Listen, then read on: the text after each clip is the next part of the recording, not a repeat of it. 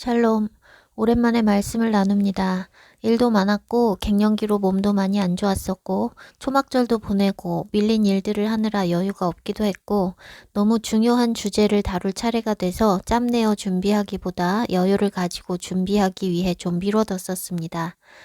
그리고 어떤 말씀을 나누든 먼저는 저 자신에게 주시는 말씀이니 그 말씀을 제가 믿음으로 취하고 씨름하고 결단하고 통과하고 나서야 나눌 수 있기 때문에 이번 말씀은 준비하기 시작한 뒤 2주 정도의 시간을 씨름한 뒤에야 다시 준비를 시작하고 나누게 되었습니다. 오늘은 창세기 21장에서 22장의 이삭에 대해 나눕니다. 기도합니다.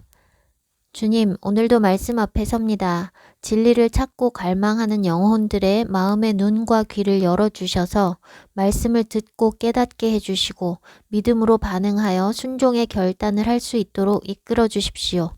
들을 사람이 듣게 하시고 추수에 합당한 알곡으로 준비되게 도와주십시오. 예수와의 이름으로 기도합니다. 아멘. 이삭은 제가 여러 차례 나눴던 것처럼 예수님을 예표하는 인물입니다. 아브라함이 하나님 아버지를 상징하고 이삭은 독자 예수님을 상징합니다. 때가 차서 아브라함과 사라에게 주신 언약이 성취되기 시작하는 단계가 되었습니다. 12장에서는 하나님께서 아브라함에게 본토 친척 아비집을 떠나 내가 네게 보여줄 땅으로 가라라고 명령하시고 그가 큰 민족을 이루게 되고 이름이 창대하게 되고 복이 되리라는 언약을 주셨습니다. 말씀에 순종하여 75세의 아버지 집을 떠나 가나안 땅에 들어간 아브라함에게 하나님께서 또 약속을 주십니다. 내가 이 땅을 네 자손에게 주리라. 13장에서 롯이 아브라함을 떠난 후 하나님께서 아브라함에게 또 약속을 주십니다. 내 눈을 들어 동서남북을 바라보라. 보이는 땅을 내가 너와 내 자손에게 주리라. 내 자손이 땅의 티끌같이 많으리라. 민족을 이루게 된다는 약속과 땅에 대한 약속과 티끌같이 많은 자손에 대한 약속은 다 아들이 하나라도 있어야 거기서부터 풀려나갈 수 있는 약속들입니다. 그런데 아브라함에게는 민족의 시작이 될 아들 하나조차 없었고 이미 늙었습니다. 아브라함은 이런 언약들에도 불구하고 자식이 없으니 자신의 종 엘리에셀이 상속자가 될 거라고 생각하고 있었습니다. 그때 하나님께서 15장에서 또 약속을 주십니다.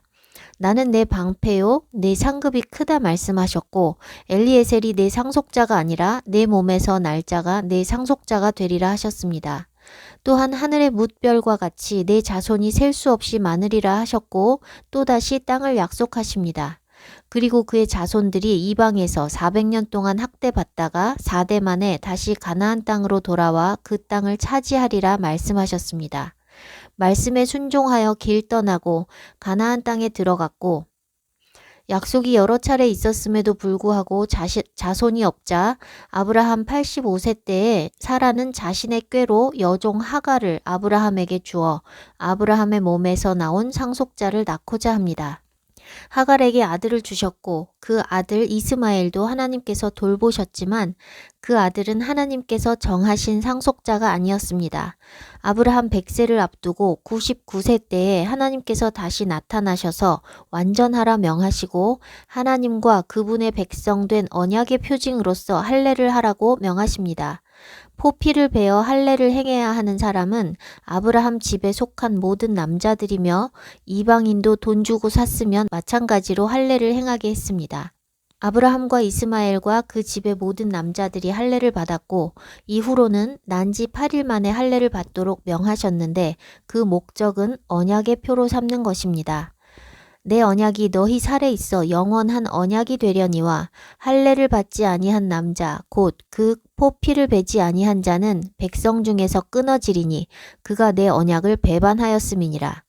육신의 할례를 받는 것은 할례를 받는 행위를 통해 하나님의 백성이 되게 하는 것이 아니라 마음의 할례를 받게 하기 위한 표가 되는 것입니다. 신명기 10장 16절 그러므로 너희는 마음의 할례를 행하고 다시는 목을 곧게 하지 말라. 신명기 30장 6절 내 하나님 여호와께서 내 마음과 내 자손의 마음에 할례를 베푸사 너로 마음을 다하며 뜻을 다하여 내 하나님 여호와를 사랑하게 하사 너로 생명을 얻게 하실 것이며 하나님의 백성이라는 것을 기억하게 하고 마음의 할례를 받게 하는 것이 육신의 할례의 본질적인 목적이며 육신의 할례 자체로 하나님의 백성이 되게 할 수는 없습니다. 그것은 율법의 행위를 준수함으로써 구원을 받을 수 없는 것과 마찬가지입니다. 육체에 많은 부위가 있는데 포피를 베는 것으로 육신의 할례를 정하신 것은 육신의 할례를 행하는 그 부위가 생명이 시작되는 근원이기 때문입니다. 육신의 생명의 근원이 남자의 생식기에 있듯이 참 생명은 마음으로부터 비롯됩니다. 잠언 4장 23절 모든 지킬 만한 것 중에 더욱 내 마음을 지키라. 생명의 근원이 이에서 남이니라. 할례는 남자들만 합니다. 남자가 먼저이고 생명의 시작은 씨에 있다는 것이 할례 규례에서도 나타납니다. 할례를 명하실 때 아브라함 집의 모든 남자들이 동시에 받았는데 그 후로는 하나님의 백성된 표로 태어난 지 8일 만에 할례를 받으라는 명령을 주셨습니다. 왜 8일 만에 할례를 받으라고 하셨을까요? 어떤 유대인 랍비는 생후 8일 만에 할례를 행할 때 아기에게 고통이 제일 적다고 말합니다. 제가 검증할 수 없는 내용이니 긍정도 부정도 할 수 없습니다. 심정적으로 동의는 됩니다.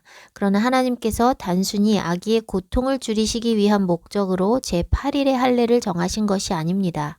8이라는 숫자는 새로운 시작을 의미합니다. 8이 새로운 시작을 의미한다는 것은 사람들이 알고 있지만 하나님께서 이것은 단순히 새로운 시작이 아니라 구원과 관계되고 영원과 관계된 새로운 시작이라는 것을 가르쳐 주셨습니다. 세상은 끝이 올 때까지 반복적으로 7의 주기로 돌아갑니다. 하나님께서 6일 동안 세상을 지으시고 7일째 쉬셨고 그 다음 날은 8일이 아니라 그 후로부터 계속 1일에서 7일까지 7일을 주기로 돌면서 지금까지 왔습니다. 그것은 땅의 나라가 7천년 동안 지속되는 것의 그림자입니다. 7이 끝나면 8이 의미하는 무한대의 시간, 영원으로 들어갑니다. 땅의 7천년이 끝나고 새 하늘과 새 땅이 시작되는 것입니다. 더 이상 7의 주기로 돌아가는 시간이 없이 영원으로 들어갑니다. 8을 눕히면 무한대가 되는 것이 우연은 아닐 것입니다. 8이라는 숫자가 나오는 경우 몇 가지를 살펴보겠습니다.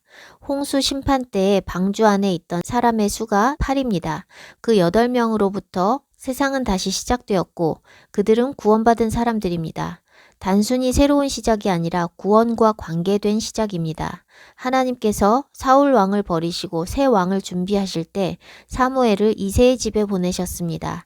이새가 7 아들들을 다 사무엘 앞에 지나가게 했는데 그들 중 아무도 택하지 않으셨고 양을 치고 있는 8째 아들 다윗을 택하셨습니다. 다윗은 예수 그리스도를 예표하는 인물입니다. 다윗이 땅의 이스라엘에서 왕이 되었던 것은 다윗의 뿌리이시면서 다윗의 자손으로 오신 예수 그리스도께서 영원한 나라의 왕이 되실 것을 보여주는 그림자입니다. 다윗이 8번째 아들이었다는 것은 그가 구원자, 영원한 나라의 왕, 예슈아의 예표이기 때문입니다. 3이나 7 같은 완전수가 있음에도 불구하고 할례를 태어난 지 8일 만에 받게 하시는 것은 8이 구원과 관계되고 영원한 나라와 관계된 새로운 시작을 의미하는 숫자이기 때문입니다. 제8일의 할례를 받는 것은 새로운 피조물, 즉 구원받은 하나님의 백성이 되는 것을 상징합니다. 하나님께서 할례를 명하신 뒤 사라가 아들을 낳아 민족들의 어머니가 되리라는 약속을 주십니다. 100세 된 아브라함, 90세가 된 사라가 아들을 낳는다는 것을 아브라함도 믿지 못했지만 하나님의 약속은 거듭되었고 결국 아브라함은 사라를 통해 자식을 낳게 됩니다. 하나님께서 할례를 명하신 시점은 이스마엘이 태어나기 전이 아니라 이삭이 태어나기 전입니다. 말씀대로 행하여 말씀의 성취가 되는 아들은 이스마엘이 아니라 이삭이기 때문입니다. 아브라함의 집에서 난 지 8일 만에 할례를 행하여 하나님의 언약 백성이 된 사람은 이삭뿐이며 예수와께서도 나신 지 8일 만에 할례를 받으셨던 기록이 복음서에 나타납니다. 지금까지 앞부분을 리뷰하면서 중요한 의미가 있는 부분을 추가적으로 나누었습니다. 이제 21장으로 넘어가 드디어 이삭이 태어납니다. 21장에서는 하나님과 아브라함의 신실한 관계가 나타납니다. 1절입니다. 여호와께서 말씀하신 대로 사라를 돌보셨고 여호와께서 말씀하신 대로 사라에게 행하셨으므로 여호와께서 말씀하신 대로라는 표현이 제 눈을 사로잡았습니다. 말씀하신 대로 행하시는 신실하신 하나님을 볼 수 있습니다. 하나님께서 말씀하신 것은 언제가 됐든 반드시 이루십니다. 보통 사람들은 하나님의 약속이 1, 2년 내에 이루어지지 않는다면 포기할 것입니다. 대부분의 기독교인들은 하나님으로부터 언약을 받아본 경험도 없을 뿐 아니라 받았다 해도 25년의 세월을 기다리지 못합니다. 말씀이 있으면 바로 이루어질 것이라 생각하고 자신들의 사고의 틀 안에서 이루어질 것을 생각하기 때문에 성취가 되는 것을 보지 못하거나 봐도 그것이 말씀의 성취인지 알아보지 못합니다. 자녀를 생산할 수 있는 능력이 있을 때만 성취될 수 있다고 생각하는 것이 사람의 사고의 한계이기 때문에 사라는 하갈을 통해서라도 낳으려 한 것입니다. 죽기 전이라야 고쳐서 살게 할 수 있다는 사고의 한계 때문에 마르다와 마리아는 예수님께서 여기 계셨더라면 오라비가 죽지 않았겠다고 원망 섞인 푸념을 한 것입니다. 메시아에 대한 약속이 땅의 나라를 회복시키는 것이라는 사고의 틀 안에서 갇혀 있었기 때문에 유대인들은 예수와께서 오셨을 때 그것이 말씀의 성취인 줄을 알아보지도 못하고 그분을 죽음에 넘긴 것입니다. 75세 때 주신 언약이 99세 될 때까지 성취되지 않았어도 아브라함은 그 언약을 버리지 않았습니다. 하나님의 언약의 성취는 하나님의 때에 이루어집니다. 아브라함이 받을 그릇이 되도록 준비시키시고 때가 차면 주시는 것입니다. 100세라는 숫자는 그런 상징적인 의미가 있습니다. 4절에는 그 아들 이삭이 난 지 8일 만에 그가 하나님이 명령하신 대로 할례를 행하였더라 라고 말씀하고 있습니다. 하나님께서 말씀하신 대로 돌보시고 행하신 것처럼 아브라함도 하나님께서 명령하신 대로 행하는 신실함을 볼 수 있습니다. 언약은 쌍방이 지켜야 유지됩니다. 말씀하신 대로 행하는 이것이 믿음입니다. 믿는 사람만 말씀에 순종할 수 있습니다. 또한 이것이 아브라함이 택함 받은 근거입니다. 수많은 기독교인들이 속고 있는 거짓인 예정론은 하나님께서 하나님의 주권으로 구원받을 자와 멸망당할 자를 예정하셨다고 말하는데 그런 거짓에 속고 있는 사람들은 그것이 얼마나 하나님의 공평과 정의를 훼손하는 심각한 오류인지 깨닫지 못하고 있습니다.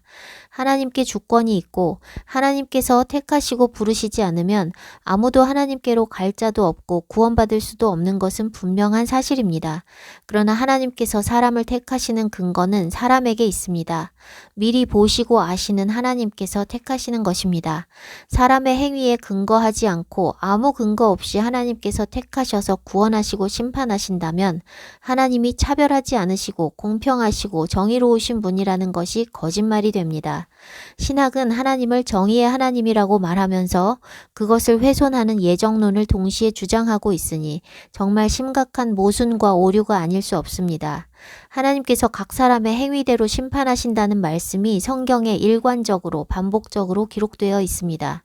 사라의 말처럼 사라가 자식을 젖먹일 것이라고는 아무도 상상할 수 없었을 것인데 나이 90에 사라는 아들을 낳고 젖을 먹이게 되었습니다. 사라의 아이디어로 생산된 육신의 자녀 이스마엘이 약속의 자녀 이삭을 놀리자 사라는 아브라함에게 여종과 그 아들을 내쫓으라고 말합니다. 성경을 스토리로 읽고 있는 독자의 입장에서 생각하면 사라가 자신의 생각으로 하갈을 아브라함에게 주었고 그 결과로 이스마엘이 태어났는데 하갈과 이스마엘은 무슨 죄냐고 너무하다는 생각이 들 수 있습니다. 하갈도 억울하고 이스마엘도 억울할 수 있습니다. 그런데 하나님께서는 근심하는 아브라함에게 사라의 말대로 하라고 말씀하십니다. 사라가 아브라함에게 한 말에는 매우 중요한 성경적 원칙이 담겨 있습니다. 종의 아들은 내 아들 이삭과 함께 기업을 얻지 못하리라. 성경에서 기업을 얻는다는 것은 하나님 나라에 들어가는 것, 다시 말해서 영생을 얻는 것, 구원을 얻는 것을 의미합니다. 하나님의 언약의 백성된 표로 할례를 받은 아브라함의 집 사람들은 다 하나님의 백성이 된 것인데 아브라함의 아들인 이스마엘이 쫓겨나게 된 것과 이스마엘을 낳게 한 것은 사라인데 피해를 하갈과 이스마엘이 보는 것에 대해 불편한 생각이 들 수 있습니다. 이스마엘도 아브라함의 아들이긴 하지만 하나님께서 약속하신 기업은 반드시 약속으로 말미암은 아들에게 상속되는 것이 원칙입니다. 이것은 혈통의 이스라엘이라고 다 구원받는 것이 아니라 믿음으로 순종하는 이스라엘의 남은 자들만 구원받는 것과 같은 이치입니다. 하갈과 이스마엘은 아브라함에게 속하여 하나님의 언약 백성이 된 것을 감사하게 여기지 않고 주인을 업신여기고 조롱했습니다. 이것은 은혜를 모르는 종의 습성입니다. 갈라디아서에서 이 부분에 대해 전하고 있습니다. 갈라디아서 4장 28절에서 31절. 형제들아 너희는 이삭과 같이 약속의 자녀라. 그러나 그때에 육체를 따라 난 자가 성령을 따라 난 자를 박해한 것 같이 이제도 그러하도다. 그러나 성경이 무엇을 말하느냐? 여종과 그 아들을 내쫓으라. 여종의 아들이 자유 있는 여자의 아들과 더불어 유업을 얻지 못하리라 하였느니라. 그런즉 형제들아 우리는 여종의 자녀가 아니요 자유 있는 여자의 자녀니라. 종의 자녀인 이스마엘은 육체를 따라 난 자이고 약속의 자녀 이삭은 성령을 따라 난 자라고 말씀하고 있고, 육체를 따라 난 자 이스마엘이 성령을 따라 난 자 이삭을 박해했던 것처럼 지금도 종의 자녀, 즉 육신에 속한 자들이 성령에 속한 약속의 자녀들을 박해한다고 말씀하고 있습니다. 육체를 따라 난 종의 자녀는 거듭나지 못한 유대인들과 거듭나지 못한 기독교인들을 말합니다.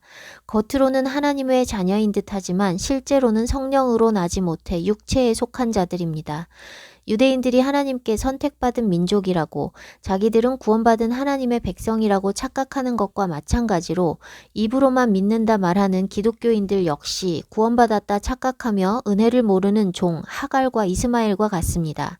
육체를 따라 난 종의 자녀들이 성령을 따라 난 약속의 자녀들을 박해한다는 것이 태초의 타락 이래로 계속되어 왔고 확실한 예표로 보여주신 것이 바로 오늘 이 본문의 사건입니다. 기업은 반드시 이삭, 약속의 자녀에게 상속되지만 종의 자녀 역시 이삭을 통해 복을 나눠받을 수 있습니다. 종의 자녀들이 기업을 받기 위해서는 반드시 약속의 자녀가 되어야 합니다. 우리는 모두 종의 자녀로 태어납니다. 그런데 어떻게 약속의 자녀가 될 수 있을까요? 이삭이 예표하는 예수님을 믿고 마음의 할례를 받음으로써 약속의 자녀, 즉 성령으로 난 자가 됩니다. 아브라함의 모든 기업을 이삭이 상속받는 것은 독생자 예수와께서 하나님 아버지의 모든 기업을 상속받는 것을 나타냅니다. 우리는 예수님께 믿음으로 연합함으로써 그분의 기업을 함께 상속받는 자가 되는 것입니다. 하갈과 이스마엘이 그렇게 방자하게 행하지 않고 은혜에 감사하며 주인과 그 아들에게 충성하고 그 독자 이삭의 권위 아래 들어갔더라면 내쫓기지 않고 이삭을 통해 복을 받을 수 있었을 것입니다. 그러나 그들을 쫓아냈다고 하나님께서 그들을 버리신 것이 아닙니다. 이것은 구원의 원칙, 기업 상속의 원칙의 예표가 되는 것으로 기업 상속은 육신으로서는 불가능하다는 것을 보여주시는 것입니다. 아브라함의 상속자는 약속으로 말미암은 이삭이 유일하고 하나님 나라의 상속자는 예수와 한 분이며 우리는 그분께 믿음으로 연합하여 성령으로 났을 때에야 상속자가 될 수 있는 것입니다. 대부분 기독교인들은 거듭난다는 것이 무엇인지, 성령을 따라 난다는 것이 무엇인지 알지 못합니다. 그것은 말로 설명한다고 이해할 수 있는 것이 아니고 거듭나야만 알 수 있는 것이기 때문입니다. 성경 교사였던 니고데모가 거듭남에 대한 예수님의 말씀을 이해할 수 없었던 것과 마찬가지로 오늘날의 대부분의 기독교인들과 유대인들이 이 거듭남을 이해하지 못합니다. 거듭나는 길은 성경에 분명하게 기록되어 있지만 하나님 나라보다 세상을 좋아하는 사람들의 눈에는 가려져서 그것이 보이지 않습니다. 자신이 거듭났는지 거듭나지 못했는지 스스로 알지 못하고 누군가에게 물어봐야 한다면 거듭나지 못한 것입니다. 거듭난 사람은 스스로 압니다. 거듭나면 하나님 나라가 보이고 하나님 말씀이 깨달아지고 따라서 하나님께서 기뻐하시는 뜻이 무엇인지 압니다. 하나님께서는 이스마엘을 내쫓으라는 사라의 말에 아브라함이 근심하지 않도록 또 다른 약속을 주십니다. 여종의 아들도 돌보시고 그로 한 민족을 이루게 하신다는 것입니다. 이삭이 태어나기 전 13년 동안 아브라함의 기쁨이었을 이스마엘을 떠나보내는 것이 아비된 자로서 큰 고통이었을 것이 분명하지만 이스마엘을 즉시 떠나보내는 것에서 또다시 아브라함의 믿음이 드러납니다. 이삭에게서 나는 자라야 내 씨라고 하신 하나님의 말씀을 믿고 이스마엘을 떠나보낸 아브라함은 사라가 죽은 후 취한 후처 그두라를 통해 낳은 자손들도 자기 생전에 다 떠나보냅니다. 이삭이 유일한 상속자라는 것을 인치는 것입니다. 창세기 25장 5절에서 6절. 아브라함이 이삭에게 자기의 모든 소유를 주었고 자기 서자들에게도 재산을 주어 자기 생전에 그들로 하여금 자기 아들 이삭을 떠나 동방 곧 동쪽 땅으로 가게 하였더라. 하나님 말씀을 법으로 삼고 살아가는 아브라함이 행하는 것을 눈여겨 보아야 합니다. 아브라함이 달랑 떡과 물 한 가죽 부대만 주어 하갈과 이스마엘을 떠나보낼 수 있다는 것은 하나님의 말씀을 믿지 않고는 불가능한 일입니다. 보통 사람들이라면 모자가 길에서 추위와 굶주림과 갈증으로 죽지 않도록 많은 양식과 물과 필요한 물품들을 주었을 것인데 아브라함은 쿨하게 아침에 일찍이 일어나 떡과 물만 챙겨서 모자를 내보냅니다.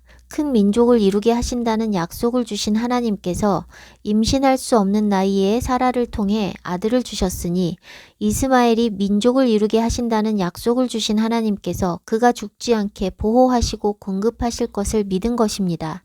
돌아가신 이희돈 장로님 간증이 생각납니다. 그분이 미국 유학길에 오를 때 부모님께서 나중에 보라고 봉투를 쥐어주셔서 비행기를 탄 뒤에 열어보셨다고 합니다.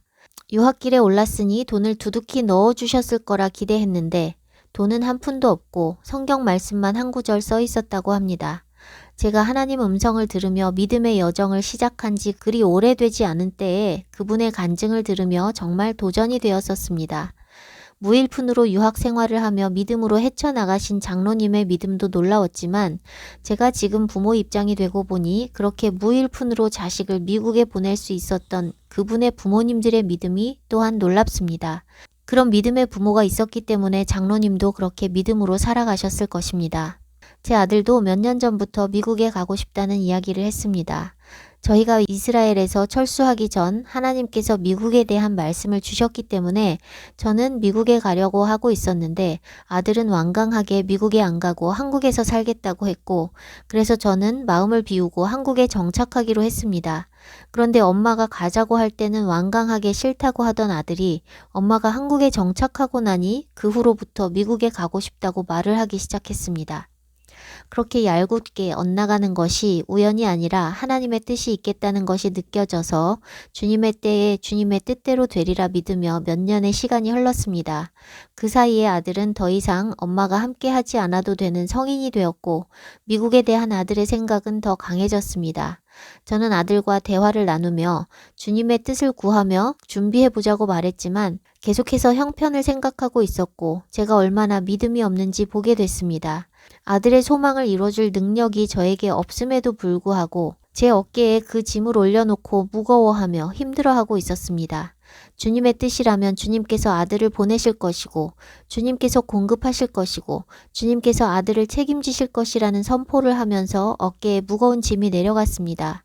아브라함이 떡과 물 한 가죽 부대를 주어 하갈과 이스마엘을 내보낸 것과 이히돈 장로님의 부모님이 성경 말씀 한 구절만 주어 그 아들을 말리 타향으로 보낸 것을 이때 저에게 말씀하시는 것은 저에게 주시는 메시지가 큽니다.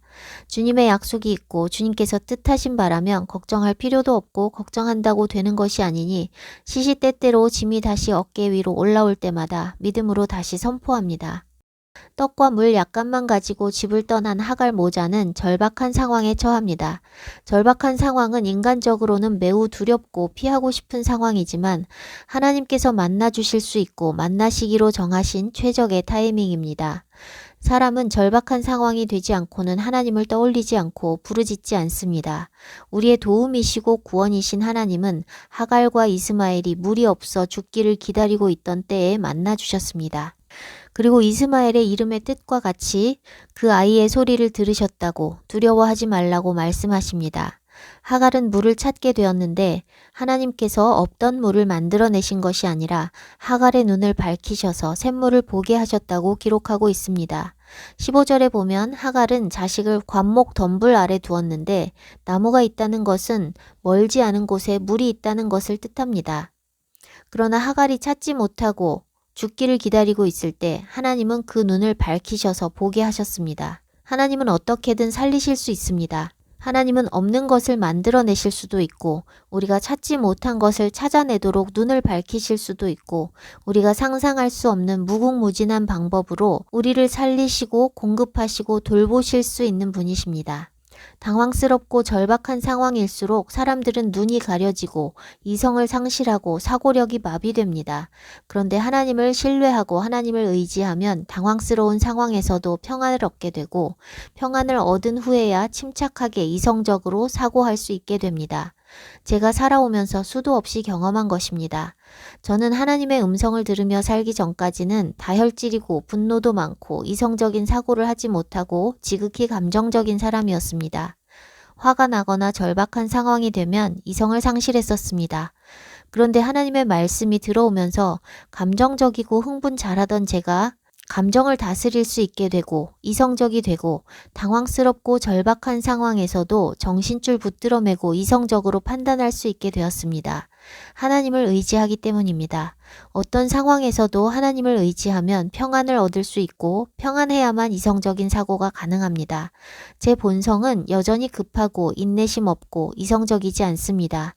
그러나 하나님과 하나님의 말씀을 의지할 때 제 본성을 다스릴 수 있게 됩니다. 저는 이성 없는 짐승과 같은 사람들을 많이 봅니다. 사람이 학식이 있고 교양이 있어 보여도 다급한 상황에서 이성적으로 사고하는 사람들을 보기는 굉장히 어렵습니다.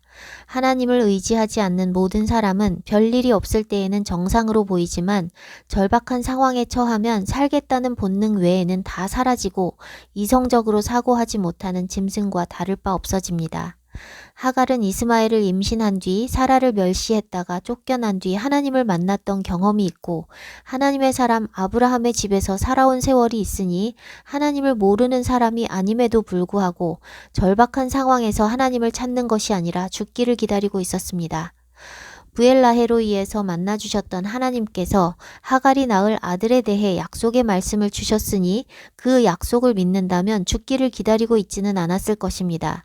오늘날 기독교인들도 하갈과 다르지 않습니다. 약속의 말씀이 성경에 가득한데 절박한 상황에 처하면 어떻게든 살아보겠다고 끝까지 자기 방법을 내려놓지 못하고 인본으로 행하거나 아니면 하나님을 의지하지 않고 자포자기해버립니다. 믿음을 볼 수 없습니다. 인자가 올 때 세상에서 믿음을 보겠느냐 하셨습니다. 인자가 오시는 세대가 바로 이 세대입니다. 이 세대가 가기 전에 주님께서 오십니다. 이 세대의 믿음을 볼 수 없고 온 세상이 바벨론이 된 것은 예언과 같으니 이상할 것이 없습니다. 누구에게나 돈이 최고의 가치가 되었습니다. 가진 사람들은 돈으로 누릴 수 있는 것들을 누리기 위해 더 쌓고 없는 사람들은 먹고 사는 문제를 나라가 책임져 주고 있으니 노예처럼 받아먹는 데 익숙해졌습니다. 스스로 수고해야 할 필요가 없어졌습니다. 하나님께서 엿새 동안은 수고하고 내 모든 일을 하고 일곱째 날은 여호와의 거룩한 날이니 안식일을 거룩하게 지키라 하셨는데 안식일을 지키는 사람도 없을 뿐 아니라 엿새 동안 수고하는 사람도 없습니다. 주 5일 근무하고 이틀 쉬는 것이 기본으로 자리 잡았고 이제 주 4일 근무하는 사람도 있고 주 7일 노예처럼 일하거나 반대로 주 7일 일하지 않고 나라의 종되어 받아먹거나 하는 여러 종류의 패턴이 있는데 그 어떤 것도 성경적이지 않습니다. 또한 하나님께서 말씀하신 일은 사람들이 생각하는 돈 버는 일이 아닙니다. 성경적인 일의 개념과 현대인이 생각하는 일의 개념은 다릅니다. 대부분의 사람들은 돈 벌기 위한 목적으로 일하지만 하나님께서 명하신 일은 땅을 경작하는 일이었습니다. 생계를 위해서 수고하고 일해야 열매를 먹을 수 있는 저주 아래 놓이게 되었지만 하나님의 자녀는 모든 것을 염려하지 말고 오직 그 나라와 그 의를 구하라고 말씀하셨습니다. 니 우리가 주님의 백성이고 자녀라면 우리가 하는 일은 돈이 목적이 되는 일이어서는 안 됩니다. 자신과 가족을 살리고 돌보고 관리하는 모든 것이 일입니다. 집안일도 일이고 밭일도 일이고 남을 돕는 일도 일입니다. 돈을 만들어내는 일이 아니라도 일은 많이 있는데 일하는 모든 시간을 돈 버는 일에 쓴다면 나머지 일들에 쓸 시간은 희생됩니다. 하나님은 6일 동안 일하고 7일에 안식하고 거룩하게 보내라 명령하셨는데 6일에 대한 명령에 순종하는 사람도 없고 제7일에 대한 명령에 순종하는 사람도 없습니다. 저에게 있어 일요일은 일하는 6일의 시작입니다. 제가 세상 직업을 가지고 있지 않으니 남들처럼 출근을 하지 않는 것뿐 저는 토요일 저녁부터 다시 일상적인 노동을 시작합니다. 하나님의 자녀인지 아닌지를 구별할 수 있는 표는 하나님 말씀에 순종하며 사는가입니다. 하나님의 자녀라고 말하면서 삶은 세상 방식으로 산다면 하나님의 자녀가 아닌 것입니다. 말씀을 믿고 말씀대로 살면 하나님의 자녀이기 때문에 노예처럼 주 7일 돈 버는 일을 하지 않아도 하나님께서 공급하시는 것으로 살 수 있습니다.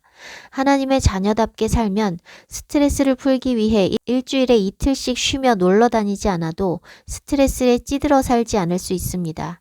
스트레스 해소를 위한 극도로 매운 음식이나 야식에 빠지지 않을 수 있습니다. 있어 보이고 남들에게 무시당하지 않기 위해 명품, 좋은 옷, 좋은 차, 좋은 집을 사려고 부질없는 스트레스를 받지 않고 형편껏 자족하며 살 수 있습니다. 하나님의 말씀을 믿지도 않고 마음에 새기지도 않으니 세상이 흘러가는 대로 다 쫓아가고 더 예뻐 보이고 젊어 보이기 위해 피부 관리하고 성형수술하고 보톡스 맞고 화장하고 염색하고 귀금속과 명품으로 꾸미는 일에 시간과 돈을 씁니다. 썩어 없어질 육신이 늙으면 주름이 생기는 것이 당연하고 흰머리가 생기는 것이 자연의 현상인데 가짜 젊음으로 포장하고 명품으로 포장한들 그 사람의 가치가 상승하지 않습니다. 썩을 땅의 것들에 집착하고 세상의 방식을 다 따라가고 있는 이 세대에는 바리새인과 서기관들과 같은 교인들만 있을 뿐 자기 십자가를 지고 예수 그리스도를 쫓는 제자가 없습니다. 저도 주님을 만나기 전 그저 종교인일 뿐이었을 때에는 보이는 것, 땅의 것에 집착했습니다. 부자가 되고 싶었고, 잘난 남편 얻고 싶었고, 좋은 스펙 갖고 싶었고, 더 예뻐지고 더 날씬해지고 싶었습니다. 그런데 주님을 만나면 그런 것들이 자연스럽게 내려놓아집니다. 주님을 믿는다고 하면서 여전히 땅의 것들을 중요하게 여기고 있다면 그 사람은 종교인일 뿐 그리스도의 제자가 아닙니다. 아직 거듭나지 못했고 주님을 위해 다 버릴 수 있는 사람이 아닌 것입니다. 말씀을 믿고 하나님을 경외하는 사람의 삶은 다릅니다. 아브라함도 자손에 대해 약속을 받았고 하갈도 자손에 대해 약속을 받았는데 두 사람의 반응은 완전히 다릅니다.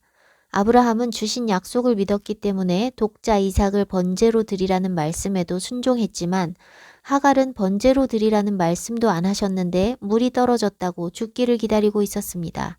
약속 주신 하나님께서 그 아이를 물이 없어 죽게 하시겠습니까? 믿음으로 말미암은 자는 아브라함의 자손이라 하셨는데 여러분은 아브라함과 같이 믿음에 순종을 하십니까? 하갈과 같이 약속은 약속이고 지금 물이 없으니 죽게 됐다고 자포자기하고 계십니까? 교회 다닌다고 아브라함의 자손이 아니고 구원받은 백성이 아닙니다. 약속을 믿고 명령에 순종하지 않는 사람은 아브라함의 자손도 아니고 하나님의 백성도 아니고 당연히 구원받지 못했습니다. 하나님의 언약은 선포되었다고 해서 자동으로 성취되는 것이 아니라 아브라함의 믿음의 순종을 통해 성취되는 것임을 계속해서 볼 수 있습니다. 12장에서 아브라함은 본토 친척 아비집을 떠나서 하나님께서 보여주실 땅으로 가라 하신 말씀에 순종하여 갔습니다. 두려워서 아내를 누이라 속여 자신을 보호했던 겁쟁이 아브라함은 롯이 당한 공경을 모른 채 하지 않고 하나님을 의지하여 담대하게 가서 나라들의 연합군과 싸워 롯을 구해냈습니다. 그것은 그가 하나님의 말씀에 따라 공의를 행한 것을 보여줍니다. 할례를 행하라는 말씀에 순종하여 그의 집 모든 남자들이 할례를 받았습니다. 말씀에 근거하여 나그네 섬기는 공의를 행한 아브라함은 하나님을 접대하여 늙은 사라가 아들을 낳으리라는 약속을 받았습니다.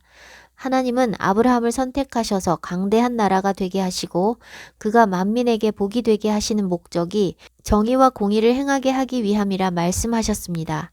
그리고 소돔 심판을 앞두고 아브라함이 하나님의 정의와 공의에 근거하여 강구할 수 있도록 아브라함에게 심판 계획을 공유하셨습니다.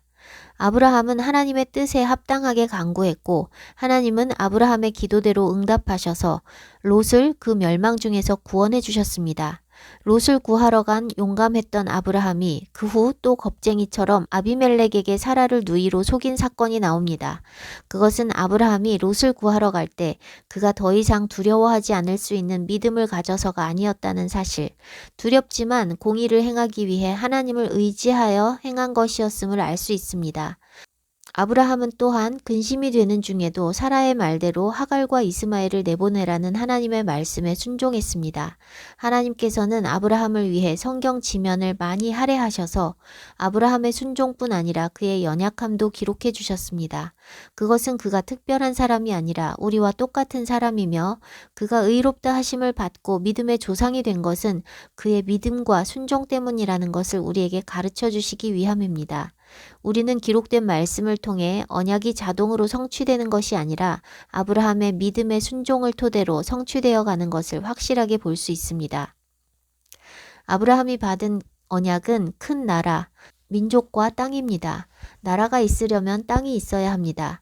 그런데 아브라함은 현재 나그네로서 가나안 땅에 거하는 중이고 하나님께서 그 땅을 주시는 것은 아브라함 세대에 이루어지는 것이 아니라 이방 땅에서 400년 종살이한 뒤에 그의 자손들 세대에 이루어지는 것입니다. 그럼에도 불구하고 그 땅을 하나님께서 주실 것에 대한 증거가 나타나고 있습니다. 아비멜렉이 아브라함을 찾아와서 하나님께서 너와 함께 계시다는 고백을 하며 자신이 아브라함에게 후대한 것처럼 자기와 자기 자손에게 후대하도록 맹세하게 합니다. 나그네로 그 땅에 거하고 있는 아브라함이 보통 나그네가 아니라 하나님께서 언제나 그와 함께 하시는 것을 느꼈기 때문에 두려움을 갖게 된 것입니다. 아브라함은 아비멜렉의 종들이 아브라함이 판 우물을 빼앗은 일에 대해 책망했고 아비멜렉은 알지 못했다고 말합니다. 아브라함은 나그네였지만 하나님께서 아브라함에게 복 주시고 함께 하셔서 우물들을 얻을 수 있게 하셨습니다. 그 땅의 거민들은 시샘하여 아브라함이 판 우물을 빼앗았습니다. 나그네의 서름을 볼 수 있는 장면입니다. 아브라함은 암양 새끼 7마리를 주면서 아브라함이 이 우물을 팠다는 증거라고 말했습니다. 그것이 브엘세바입니다. 브에르는 우물, 샘을 뜻하고 쉐바는 숫자 7과 맹세를 뜻합니다. 7마리를 주며 맹세했기 때문에 맹세의 우물, 7의 우물이라 이름 붙인 것입니다.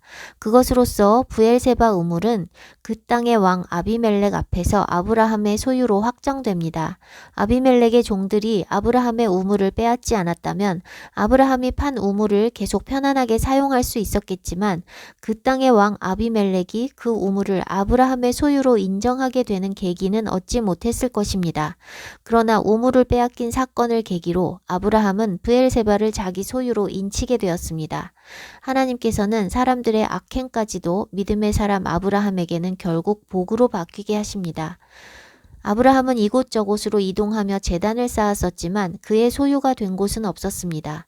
물은 사람이 거주지를 형성하는 데 반드시 필요하기 때문에 우물을 소유한다는 것은 우물 주변의 땅에 대한 기득권과 같습니다.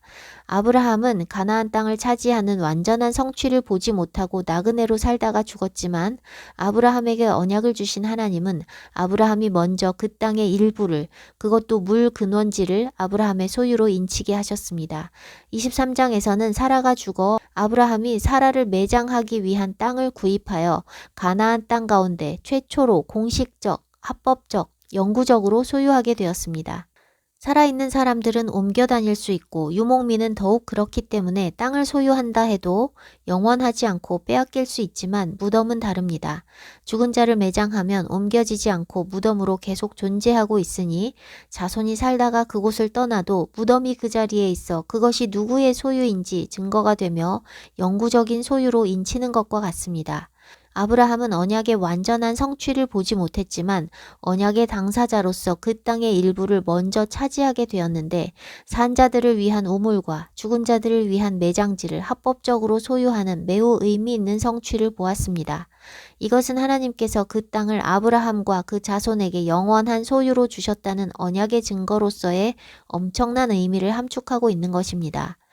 그 자손이 애굽에서 400년 살다가 나와도 부정할 수 없는 확실한 증거를 남겨두신 것입니다. 하나님의 놀라운 일하심에 감탄할 수밖에 없습니다. 큰 민족, 셀 수 없이 많은 자손에 대한 언약의 성취의 시작과 증거로 100세의 나이에 아들 이삭을 주셨고 가나안 땅을 영원한 기업으로 주리라는 언약의 성취의 시작과 증거로 브엘세바 우물을 주시고 헤브론에 매장지를 주셨습니다. 내 이름을 창대케 하리라 하시고 내가 복이 될지라 하신 언약의 증거로 아브라함이 거하던 땅의 왕과 거민들은 하나님께서 아브라함과 함께 하시는 것을 보았고 고백했고 그를 하나님의 선지자로 인정하며 그를 높였습니다.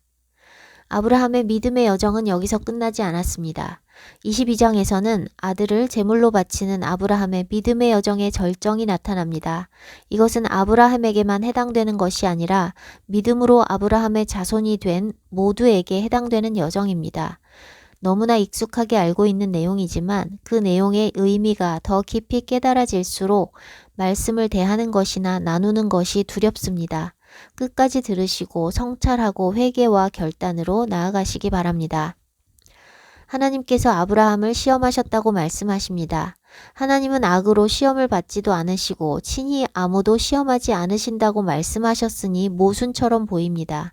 그런데 시험을 받지도 않고 시험하지도 않으신다고 하실 때의 그 시험과 하나님께서 시험하셨다고 할 때의 시험은 다른 의미입니다. 신명기에서도 하나님께서 이스라엘 백성을 시험하셨다는 말씀이 나타납니다.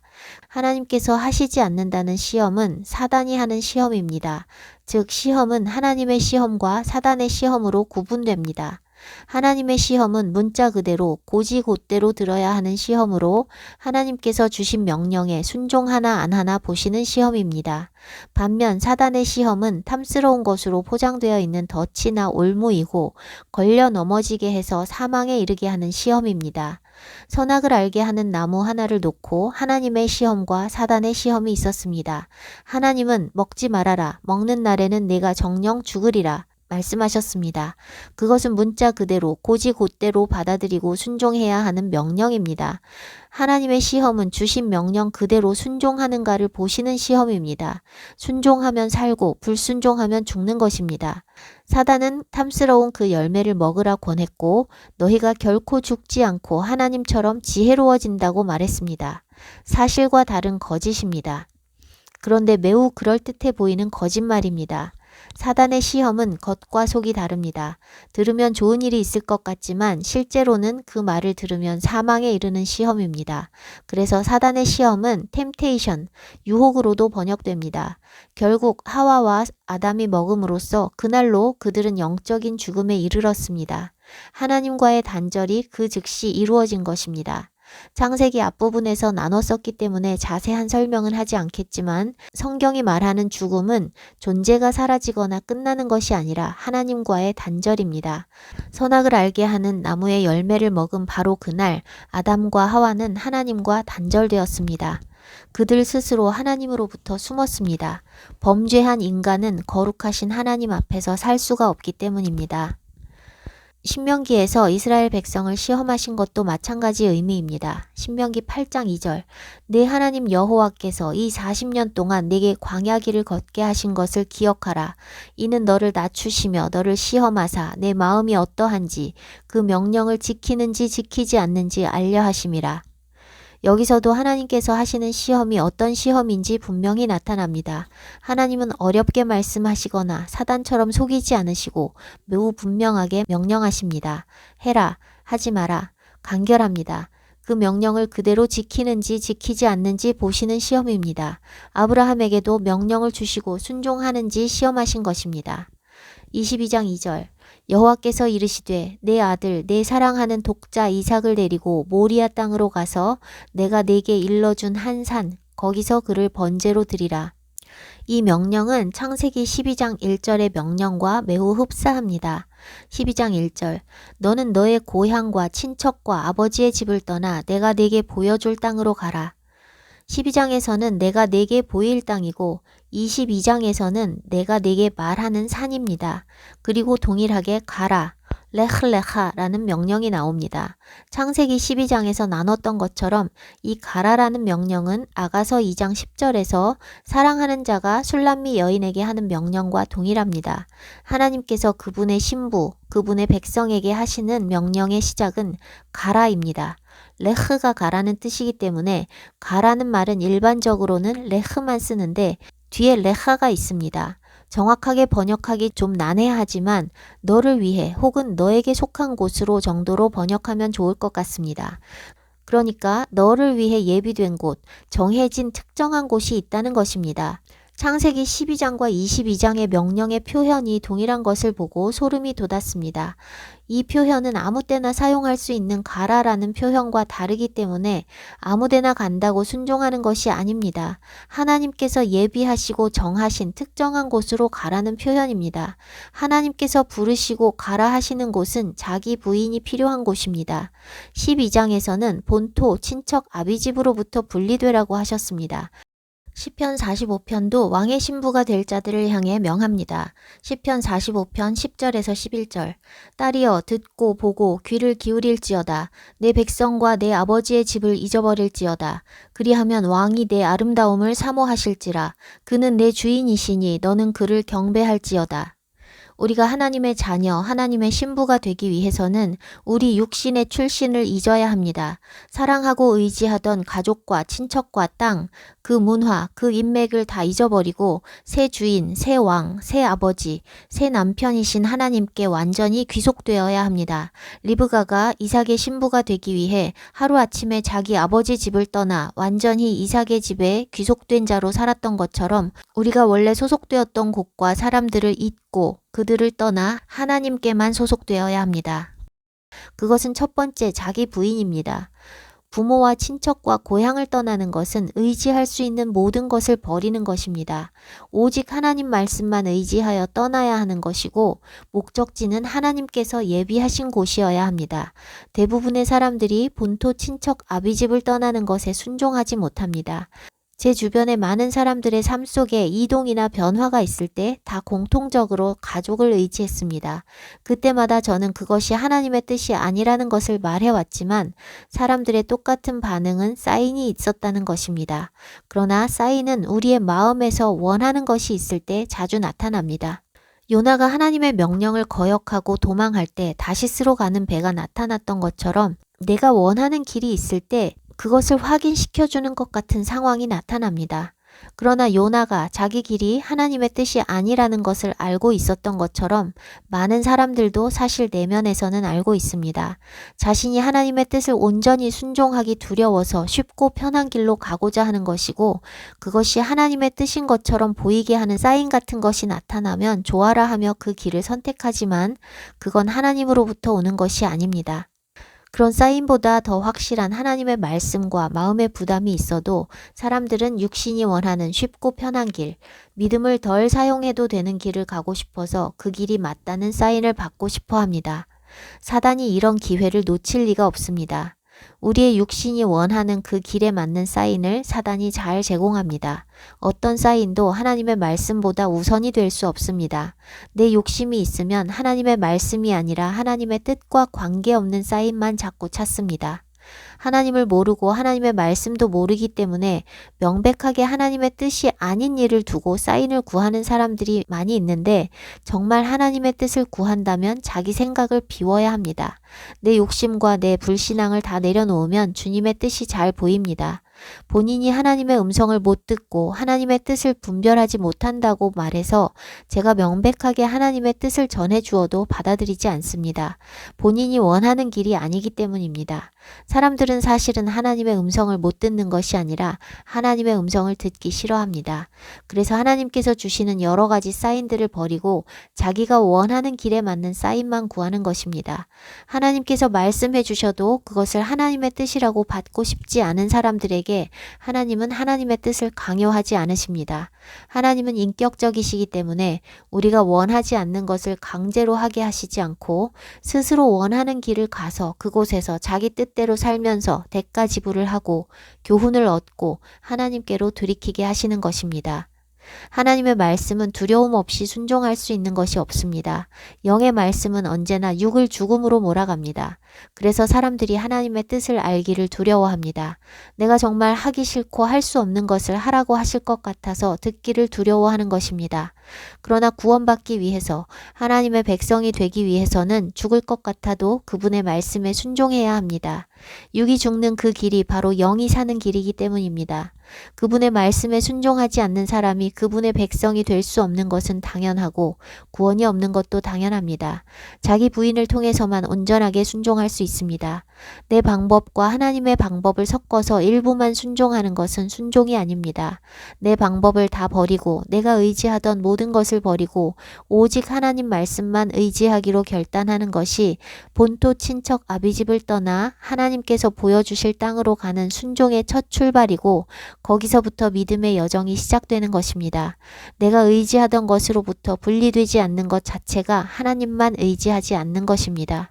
저는 가정이 깨진 뒤 정말 막막한 상황에 처했을 때 한국으로 돌아오지 않았습니다. 한국에 돌아오면 가족이 있고 한국 땅이니 뭐라도 할 수 있었겠지만 저는 저를 그 상황에 처하게 하신 하나님의 뜻을 구하며 하루하루 주님 붙잡고 살았습니다. 선택은 각자의 몫입니다. 가족을 떠나 살던 사람들도 상황이 어려워지면 결국 가족에게로 돌아가는 것을 수도 없이 보았습니다. 가족과 물리적으로 떨어져 지내는 사람들도 가족을 의지하는 끈을 놓지 않는 것을 봅니다.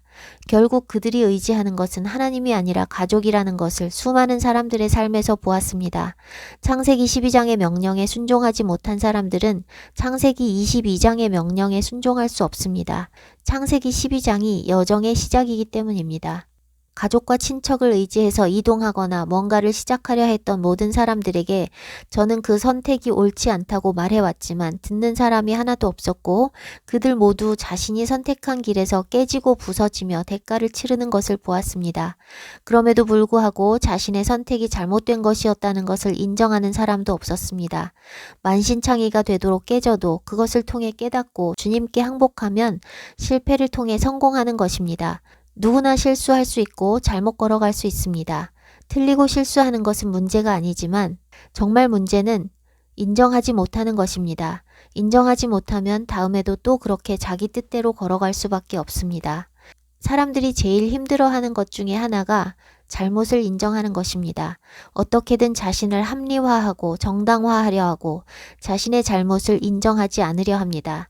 잘못을 인정하면 죽을 것처럼 자신이 잘못을 알고 있어도 인정하지 않습니다. 잘못을 인정하는 것은 죽는 것이 맞습니다. 내가 옳고 내가 잘났고 내가 잘했다고 아우성치는 육신의 욕구를 부인하는 것이 자기 부인이고 육신의 죽음입니다. 그래서 사람들은 정말 인정하기 싫어합니다. 그런데 자신의 죄와 실수와 어리석음과 불신앙과 무능력과 실패를 인정하는 것이 믿음의 시작입니다. 내가 죄인이고 내가 실수투성이고 내가 미련하고 어리석고 내가 잘못했다는 것을 인정하는 것은 내가 주님을 필요로 하는 존재라는 것을 고백하는 것과 같습니다. 내 잘못을 극구 인정하지 않는 것은 내가 죄인이 아니고 내가 옳고 내가 의롭고 내가 똑똑하고 내가 잘났다는 것이니 하나님의 필요 없는 사람이라고 고백하는 것과 같습니다.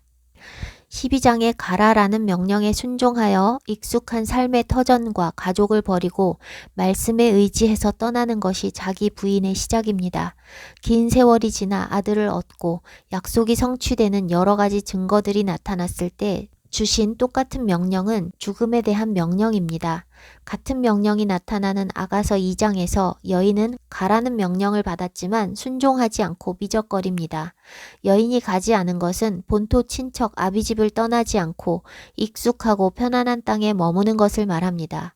떠나야 하는 때에 떠나지 않고 사랑하는 자의 임재를 잃어버린 여인은 불순종의 대가를 치르고 나서 결국 4장에서 가리라라고 선포하는데 여기서 간다는 고백도 그 명령의 표현에 호응되는 표현으로 가리라고 고백하고 있습니다. 아무데나 가리라라는 표현이 아니고 나를 위한 곳, 내게 속한 곳, 즉 사랑하는 자가 명한 특정한 곳으로 가리라는 선포입니다. 가는 장소는 몰약과 유향의 언덕입니다. 몰약은 죽음을 상징합니다. 사랑하는 자의 명령이 죽음의 명령이었던 것을 알 수 있습니다. 죽으러 가라는 것입니다. 명령에 순종하는 것은 시작부터 끝까지 자기 부인입니다. 모리아는 보다라는 뜻의 라라는 동사와 여호와를 뜻하는 야의 합성어로 여호와가 보여졌다는 뜻입니다. 모리아 땅의 한 산에서 이삭을 제물로 드리라고 하시는데 이삭에 대한 수식어가 3개입니다. 히브리어로는 내 아들, 내 외아들, 내가 사랑하는 외아들 이삭으로 점증법을 사용해서 말씀하시는데 이삭이 아브라함에게 얼마나 각별한 존재인지 하나님께서 너무 잘 아시는 것입니다. 아브라함이 가진 모든 부와 명예와 힘이 의미가 있고 없고는 이삭 한 사람에게 달려 있습니다. 하나님께서 주신 모든 거창한 언약이 의미가 있고 없고 역시 이삭 한 사람에게 달려 있습니다. 모든 것을 다 가졌고 약속이 아무리 커도 후사가 없으면 아무 소용이 없기 때문입니다. 이삭은 아브라함에게 전부와 같습니다. 아브라함은 명령을 듣고 아침 일찍 일어나 그 아들을 데리고 번제에 쓸 나무를 가지고 하나님께서 말씀하신 곳으로 갑니다. 3일을 걸어가는 동안 아들을 번제로 드릴 생각에 아브라함의 마음은 얼마나 갈기갈기 찢어졌을까요? 결단은 이미 하고 출발한 것이지만 그곳이 가까워질수록 발걸음이 무겁고 쏟아지는 눈물을 감당할 길이 없었을 것입니다. 아브라함은 하나님께서 아들을 다시 살리시고 돌려주실 것을 믿었지만 다시 살아나려면 먼저 죽어야 합니다. 다시 산다 해서 죽는 것이 아무렇지 않은 것은 아닙니다. 3일째에는 종들을 남겨두고 아들만 데리고 떠납니다. 종들에게 내가 아이와 함께 저기 가서 예배하고 우리가 너희에게로 돌아오리라 라고 말합니다. 히브리어 원문에 주어는 없고 돌아온다는 동사가 1인칭 복수형입니다. 우리가 돌아온다는 것입니다. 아브라함은 아들과 함께 두 사람이 돌아올 것을 믿음으로 고백하고 있습니다. 아브라함은 하나님 아버지를 상징하는 인물이고 이삭은 예수님을 상징한다고 반복적으로 나눴었습니다. 번제로 드리기 위해 독자를 데리고 모리아 산으로 가는 아브라함과 독자를 죄수의 형틀에 매달아 올리신 하나님 아버지의 마음을 상상해 보십시오. 이삭에 대해 썼던 그 수식어는 사실은 아들 예수님에 대한 하나님 아버지의 마음을 나타내는 것입니다. 내 아들, 내 하나밖에 없는 아들, 내가 사랑하는 외아들을 제물로 삼겠다는 하나님 아버지의 의지, 내 외아들을 죽여서까지 너희를 살리기 원한다는 하나님 아버지의 측량할 길 없는 사랑과 의지가 여기에 나타나고 있는 것입니다. 아들 이삭은 번제 나무를 짊어지고 아버지 아브라함은 불과 칼을 손에 들고 동행합니다. 아들 예슈아는 나무 형틀을 짊어지고 아버지 하나님은 심판의 불과 칼, 아들 예슈아를 박을 못을 들고 가는 것입니다. 아버지 하나님은 독자 예슈아의 죽음을 통해서 모든 인류의 죄를 대속하시기 위해 친히 심판자 되셔서 아들을 죽이시고 아들은 순순히 그 죽음을 받아들이시고 우리의 죄를 대속하신 것입니다. 아브라함에게는 순종을 보시기 위해 명령하시고 이삭을 진짜 죽이게 하지는 않으셨지만 하나님은 아들 예슈아를 진짜 죽이셨습니다. 믿음으로 순종한 아브라함을 위해 여호와 하나님께서 미리 순양을 준비해 두셨습니다. 그래서 아브라함이 그곳을 아도나이 이르에라고 불렀습니다. 이르에는 모리아에 사용된 라아 동사의 3인칭 남성형입니다. 모리아는 여호와께서 보여지셨다는 뜻이고 이르에는 여호와께서 보신다는 의미입니다. 여호와의 산에서 준비되리라 한 부분은 히브리어로 베하르 아도나이 예라에입니다. 예라에는 라아 동사의 수동형으로 보여지다 라는 뜻입니다.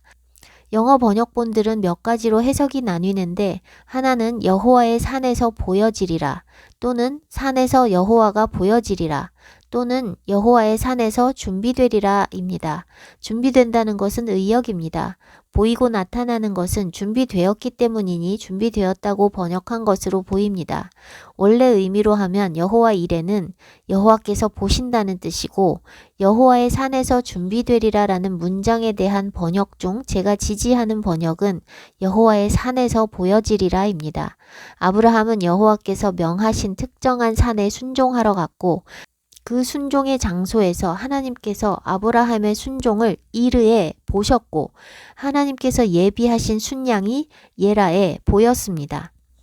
여기에 중요한 원리가 숨어 있습니다.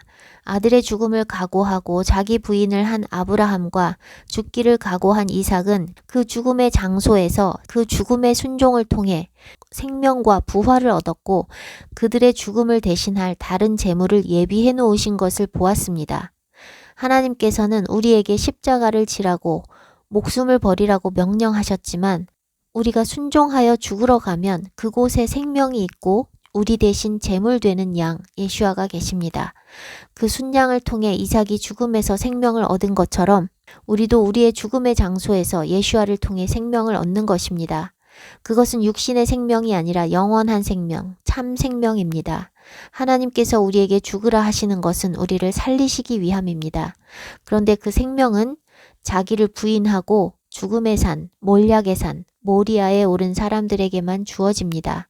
거기에 가야만 제물 되신 예수아를 볼 수 있고 내 대신 제물 되신 그분을 통해 생명을 얻는 것입니다. 또한 말씀에 순종하기 위해 내가 중요하고 소중하게 여기던 일이나 소유를 다 내려놓고 자기를 부인하고 결단하고 나면 하나님께서는 내가 버렸던 것을 다시 다 돌려주시거나 더 좋은 것으로 돌려주십니다. 이삭에게 생명을 돌려주시고 아브라함에게 아들의 생명을 돌려주신 것과 같습니다. 이 부분을 묵상할 때 자신을 아브라함에 대입해서 나에게 있어 하나님께 드려야 할 이삭은 무엇일까? 라고 질문하는 것에서 끝나지 마십시오. 드려야 할 이삭은 다른 어떤 것이 아니라 나 자신입니다. 아브라함은 하나님 아버지를 상징하는 인물이고 독자 이삭이 자신의 생명보다 중요한 사람입니다. 이 장면에서 우리는 아브라함이 아니라 이삭에 우리 자신을 대입해야 합니다. 이삭이 아버지의 손에 이끌려 순종하여 제물이 된 것처럼 우리도 하나님 아버지의 손에 이끌려 제물이 되어야 합니다. 자신의 소유든 무엇이든 제물로 드리는 것이 쉬운 것은 아니나 불가능한 것은 아닙니다. 무엇을 빼앗기거나 잃는다고 사람이 죽지 않으니 자이든 타이든 하나님께 뭔가를 드리는 것은 육신의 의지로도 가능합니다. 그러나 전부를 드리는 것과 목숨을 드리는 것은 그렇지 않습니다. 자신의 전부와 목숨을 드리는 것은 육신의 의지로 드릴 수 있는 것이 아닙니다.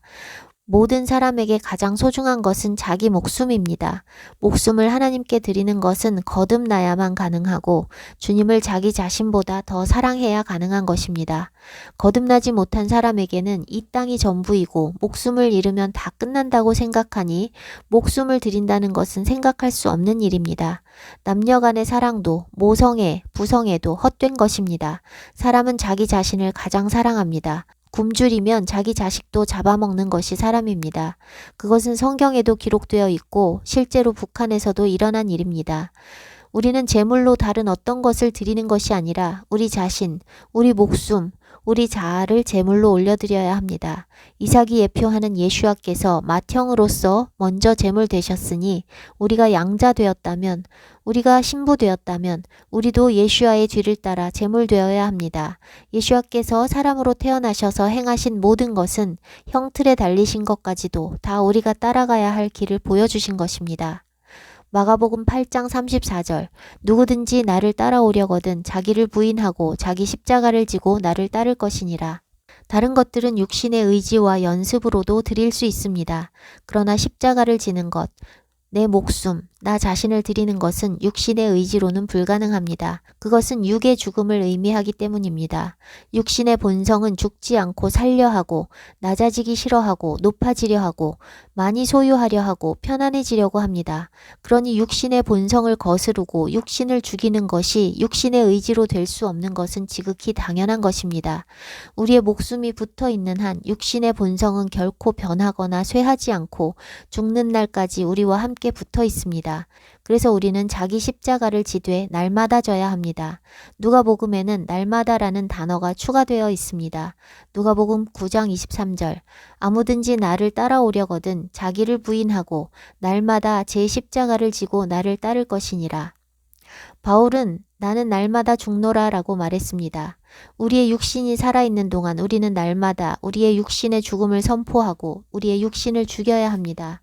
우리의 타락한 육신의 본성이 요구하는 대로 사는 것이 아니라 영으로 육을 죽여야 합니다. 요한복음 6장 63절 살리는 것은 영이니 육은 무익하니라. 내가 너희에게 이른 말은 영이요 생명이라.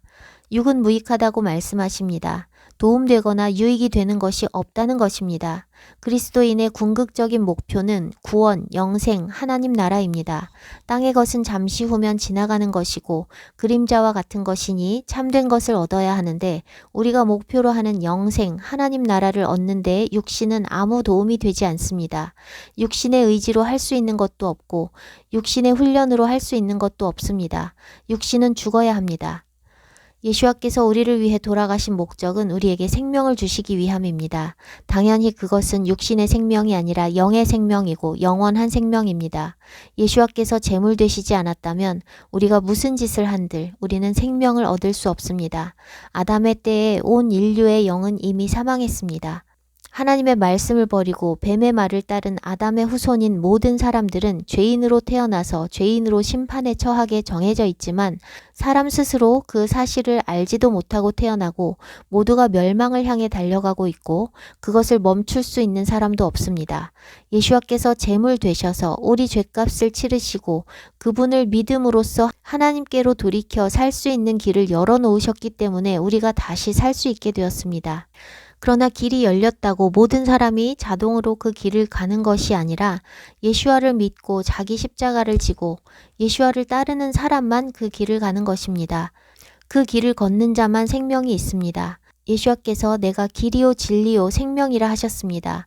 예수와를 통하지 않고 아버지께로 갈 자가 없으니 예수와께서 길 되십니다. 참되고 영원하신 하나님 말씀이 육신이 되어 오신 분이 예수하시니 그분이 진리이십니다. 예수와 안에 생명이 있다고 말씀하셨고 유일하신 참 하나님과 그가 보내신 자를 아는 것이 영생이라 하셨고 사망을 이기고 영원히 살아계시니 그분이 참 생명이십니다. 그분을 알고 그분을 믿는 자에게 영생이 있고 심판에 이르지 않으며 그분과 단절되고 분리된 것 자체가 사망이고 심판입니다. 이 땅은 사망 권세 아래 놓여 있고 우리는 누구나 반드시 한번 육신의 죽음을 통과해야 합니다.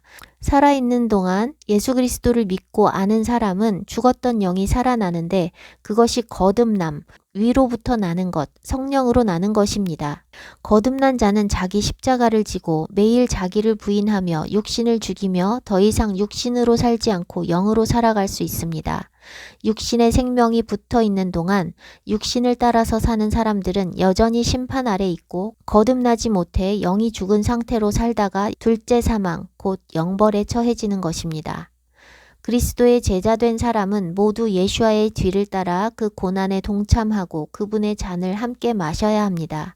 헛된 휴거를 꿈꾸며 그리스도의 고난에 동참하지 않고 자기 십자가를 지지도 않으려 하는 사람들은 성경이 전하고 있는 복음을 전혀 이해하지 못하고 있는 것입니다.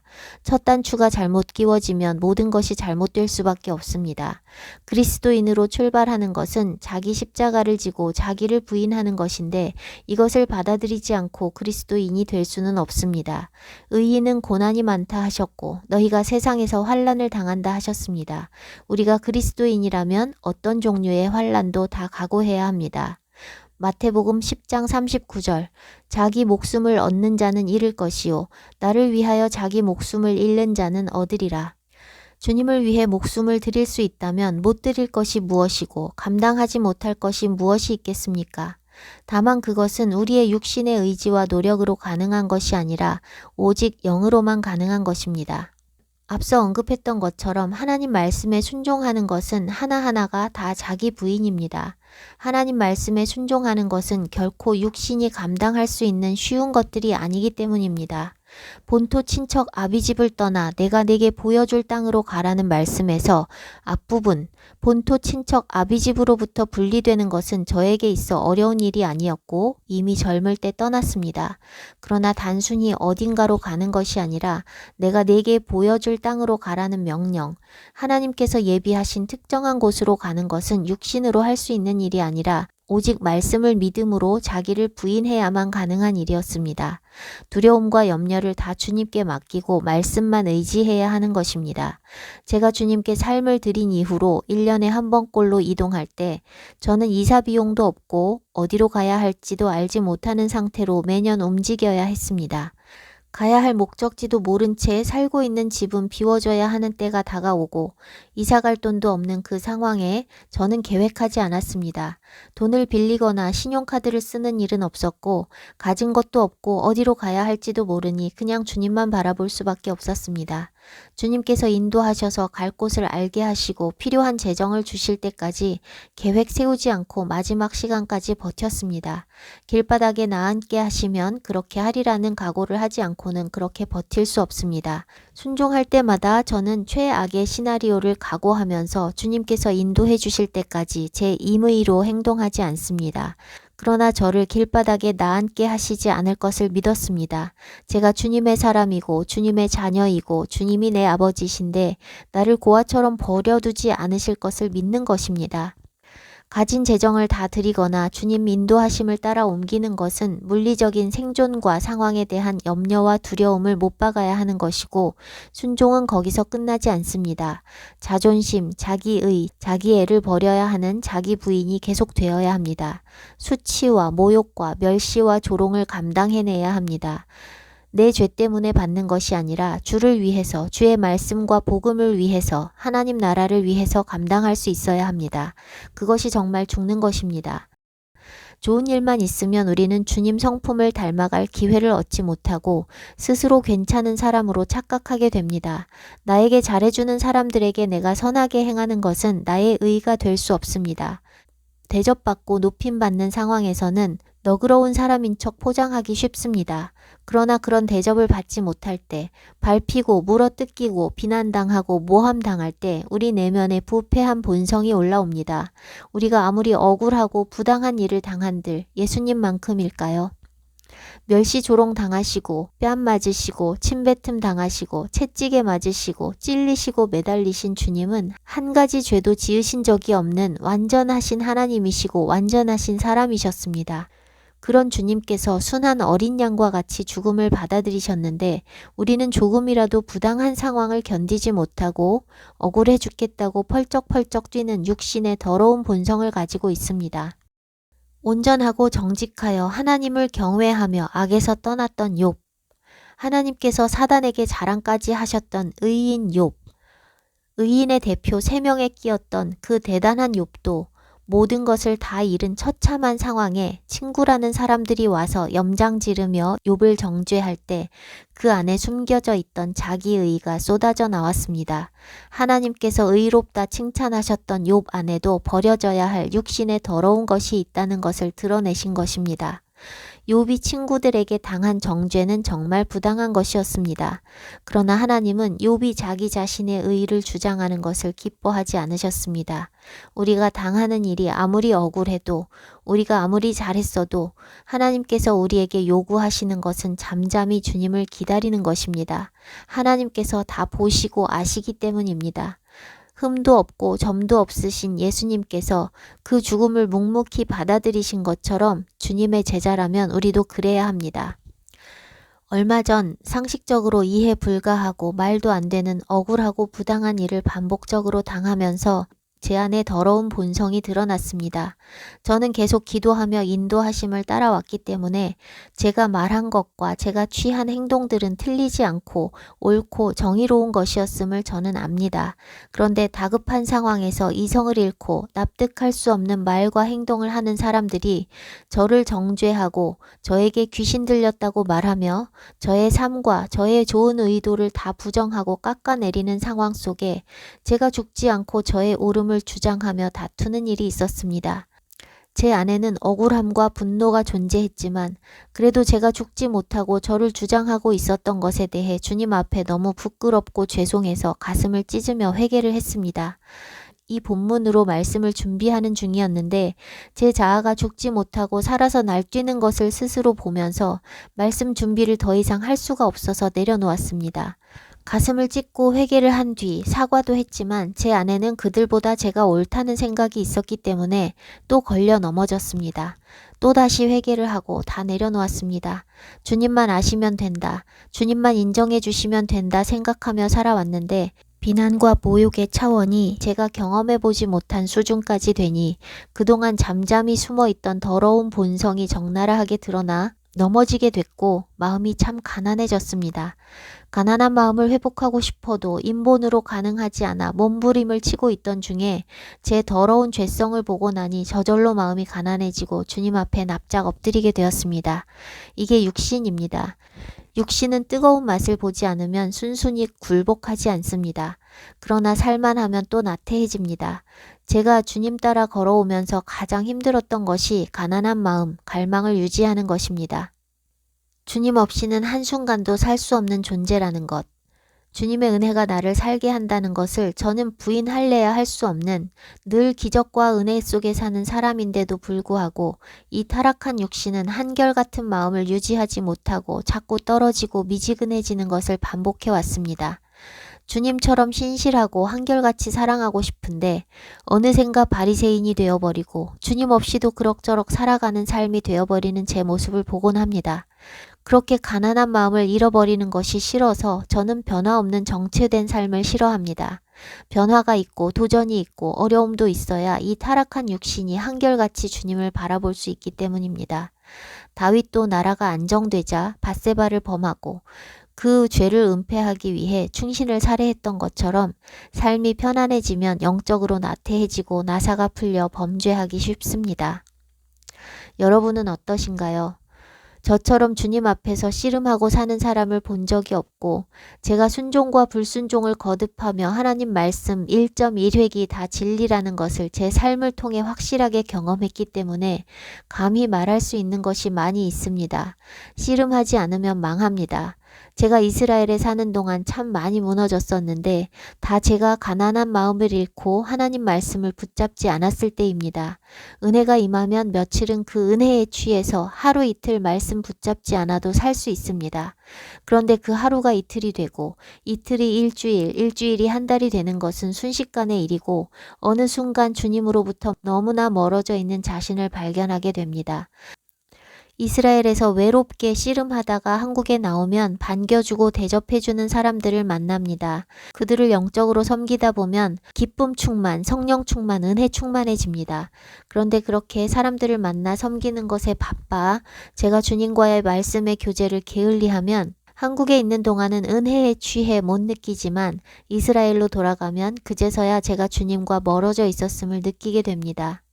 주여 주여 우리가 주의 이름으로 예언하며 주의 이름으로 귀신을 쫓아내며 주의 이름으로 기적을 행하지 않았습니까? 했던 사람들에게 주님께서 내가 너를 모른다 하셨던 것처럼 주의 이름으로 제가 사람들을 섬기고 사역하면서도 주님과 관계없을 수 있다는 것을 경험했습니다. 언제 어느 상황에서든 주님 말씀 앞에 엎드리는 시간이 우선순위가 되지 않으면 결국은 떨어지게 되어 있습니다. 그래서 제가 함께 예배하는 사람들에게 항상 강조했던 것은 말씀을 묵상하는 것을 절대 놓치지 말고 하루의 첫 시간을 주님께 드리라는 것입니다. 하루하루 주님을 의지하지 않아도 사실 우리 삶에 별 문제가 없어 보이고 그럭저럭 사라집니다. 먹고 살 만한 돈이 있고 누울 자리 있으면 말씀 붙잡지 않고 하루 또 하루, 1년 또 1년 그렇게 굴러가며 살 수 있습니다. 문제는 그러다가 갑자기 망한다는 것입니다. 우리 삶의 하루하루가 구원을 이루어갈 수 있는 기회의 날인데 육신에 이끌려 먹고 사는 문제에만 빠져 영으로 살지 않으면 어느 날 갑자기 그 기회가 끝나버릴 수 있습니다. 또한 우리는 전무후무한 환난을 앞두고 있는데 주님과의 친밀감 없이 그런 날들을 맞이하면 100% 자신의 목숨을 살리는 길을 선택할 수밖에 없습니다. 목에 칼 들이대고 믿을래 안 믿을래 하는 장엄한 순교의 상황은 오지 않을 수 있습니다. 매일의 삶 속에서 주님을 부인하고 있기 때문입니다. 주님의 말씀보다 다른 것이 우선이 되는 하나하나의 선택이 다 주님을 부인하는 것입니다. 말씀보다 돈이나 사람의 이목이나 건강이나 정욕이 우선이 되는 하루하루의 선택이 다 주님을 부인하는 것입니다. 그런 사람에게는 목에 칼 들이대는 상황조차 발생하지 않습니다. 팬데믹 때 90% 이상이 다 접종했는데 목에 칼 대고 협박당하지 않았습니다. 생활에 약간의 불이익만 있어도 알아서 기는 사람들에게는 믿음이냐 죽음이냐 선택하는 영광은 오지 않을 것입니다. 주님 뜻대로 사는 삶은 추상적인 것이 아닙니다. 말로는 주님을 위해서 다 버릴 수 있다고 말하는 사람들이 많이 있지만 그렇게 쉽게 말하는 사람들은 실제로는 버리는 것이 뭔지도 모르는 사람들입니다. 아브라함과 그의 믿음의 자손들은 오늘날 기독교인들처럼 살지 않았습니다. 그들은 돈을 벌기 위해 일을 하지 않았고 생계를 위해 자급자족하며 하루하루 그저 하나님의 백성으로 살았습니다. 정의와 공의를 행하며 말씀에 순종하며 하루하루를 사는 것이 하나님의 백성의 삶의 본질입니다. 이 땅은 잠시 지나가는 땅이고 우리는 나그네라고 하신 말씀에 따른다면 뭔가를 계획하거나 쌓아놓는다는 것은 하나님의 백성의 삶과는 거리가 먼 것입니다. 오늘날 기독교는 사역을 하는 사역자들과 돈 버는 평신도로 양분화되어 있는데 사실상 다 똑같이 돈 벌기 위해 사는 사람들입니다. 사역자들도 돈 벌기 위해 직업으로서 사역을 벌이고 이름 내기 위해 큰 사역을 원하고 자기 왕국 만들어 자기가 높아지려 합니다. 평신도들은 말할 것도 없이 대부분 부와 명예를 쫓아가고 소수의 사람들은 목회자를 하나님처럼 여기고 목회자에게 충성하며 다 갖다 바칩니다. 목회자가 구원을 이루어 줄 수 없습니다. 구원은 자신과 하나님과의 1:1 관계 속에서 이루어지는 것입니다. 하나님과 소통이 안 되고 하나님 음성을 듣지 못하는 사람들은 헌금하고 봉사하고 좋은 일 많이 해도 구원받지 못합니다. 구원은 행위에 있는 것이 아니라 믿음에 있기 때문입니다. 믿음이 있으면 하나님과 교제가 안 될 수가 없습니다. 믿음은 하나님의 존재를 믿는 것이 아니라 하나님의 말씀을 믿는 것입니다. 귀신들도 하나님을 믿고 떤다고 말씀하시는데 하나님의 존재를 믿는다는 것을 믿음으로 착각하지 마십시오. 말씀 1.1획을 믿는 것이 믿음이고 그 말씀대로 사는 것이 믿음입니다. 남들이 뭐라고 손가락질을 하건 이단이라 하건 말씀이 명하는 대로 사는 것이 주님을 믿는 것이고 주님을 인정하는 것입니다. 저는 가족과 친척들에게 이단이란 말을 듣습니다. 그들이 기독교인이 아니라면 저를 이단이라고 하지 않을 텐데 기독교인들이기 때문에 저를 이단 취급하는 것입니다. 그런데 기독교인이 아닌 불신자들에게는 기독교인들이 이단이라고 말하는 사람들에 대한 이미지가 좋습니다. 이웃이 저에게 여호와의 증인이냐고 물은 적이 있습니다. 그들이 사람들을 잘 섬기는 것을 경험했던 이웃이 제가 어려운 사람들 돕고 이웃들 잘 섬기는 것을 보고 여호와의 증인이라고 생각한 것입니다. 바리새인, 서기관, 제사장들이 예수님을 배척했던 것처럼 바리새인과 같은 종교인들은 진짜를 배척합니다. 제가 안식일을 지키고 절기를 지키기 때문에 가족, 친척들이나 기독교인들이 저를 이단이라고 말합니다. 그러나 안식일과 절기를 지키지 않고 저처럼 살지 않는 기독교인들도 저를 알고 하나님께서 제 삶에 역사하신 일들을 지켜본 사람들은 저에게 이단이라 말하지 않습니다. 저를 향해 무슨 말을 하고 손가락질을 하든 저는 말씀대로 사는 것 때문에 저를 이단이라고 하는 사람들의 말에 신경 쓰지 않습니다. 그런 사람들을 설득하거나 이해시킬 생각도 없습니다. 그들은 저를 싫어하는 것이 아니라 진리를 거부하는 것이라는 것을 알기 때문입니다. 주님께서 세상의 일들을 악하다고 증언하시니 세상이 주님을 미워한다 말씀하셨습니다. 주님께서 세상에서 미움을 받으셨다면 주님께 속한 사람들도 미움받는 것이 정상입니다. 세상에게 미움받지 않는 사람은 세상에 속한 사람이고 세상이 미워하는 사람은 주님께 속한 사람입니다. 그런데 주님께서 책망하시는 대상은 언제나 불신자들이 아니라 믿음 안에 있다고 착각하는 종교인들이었다는 것을 아십니까? 유대인들이 멸시하던 이방인들은 오히려 믿음으로 반응하여 칭찬받았고 주님의 책망의 대상은 언제나 바리새인, 서기관, 제사장, 유대인들이었습니다. 오늘날 교회 안에 있는 기독교인들은 주님께 책망받은 그들과 똑같은 길을 걷고 있습니다. 주님이 말씀하시는 세상은 불신자들이 아니라 그런 종교인들입니다. 아브라함의 자손이라 착각하고 있는 유대인들을 향해 마귀의 자식이라고 말씀하신 예수님의 말씀을 귀 기울여 들어야 합니다. 요한복음 8장 39절에서 41절 너희가 아브라함의 자손이면 아브라함이 행한 일들을 할 것이거늘 지금 하나님께 들은 진리를 너희에게 말한 사람인 나를 죽이려 하는도다. 아브라함은 이렇게 하지 아니하였느니라. 너희는 너희 아비가 행한 일들을 하는도다. 44절 너희는 너희 아비 마귀에게서 났으니 너희 아비의 욕심대로 너희도 행하고자 하느니라. 세상에 속한 바리새인들과 같은 기독교인들이 이해하고 공감하는 삶이 아니라 주님께서 인정하시는 삶을 사십시오. 오늘날의 교회는 주님께서 책망하신 세상이고 떠나야 할 바벨론입니다. 교회는 하나님 말씀이 아니라 세상의 소리를 따라가고 하나님 말씀과 반대되는 신학을 믿고 있습니다. 바리새인과 서기관들이 예수님께 당신의 제자들이 빵을 먹을 때 손을 안 씻는다고 비난하자 예수님께서 바리새인과 서기관들에게 말씀하셨습니다.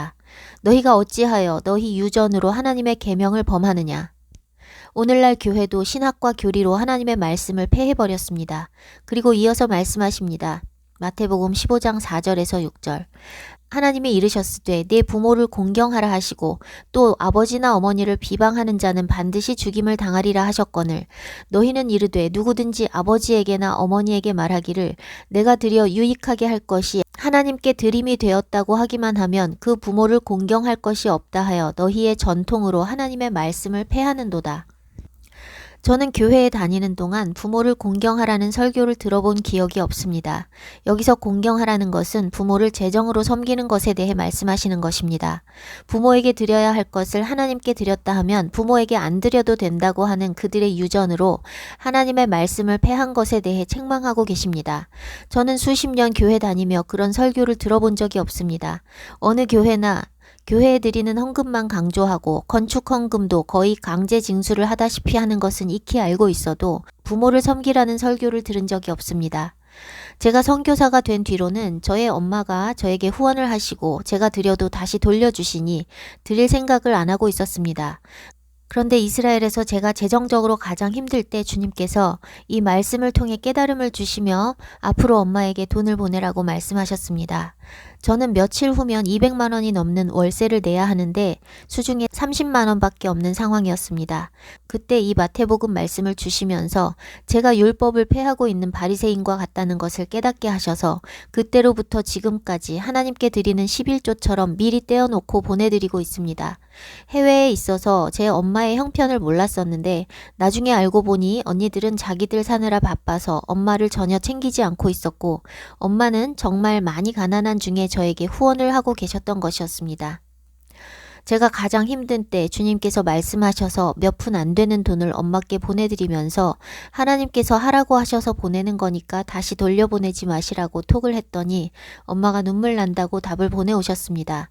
월세 200만 원이 넘는 돈을 모아야 하는 상황에서 그나마 있는 돈을 비워버리고 난 뒤 내 힘으로 어찌할 수 없는 그 상황에 주님의 처분을 기다리고 있을 때 주님께서 이제 그 집을 떠나야 할 때라고 말씀하셨습니다.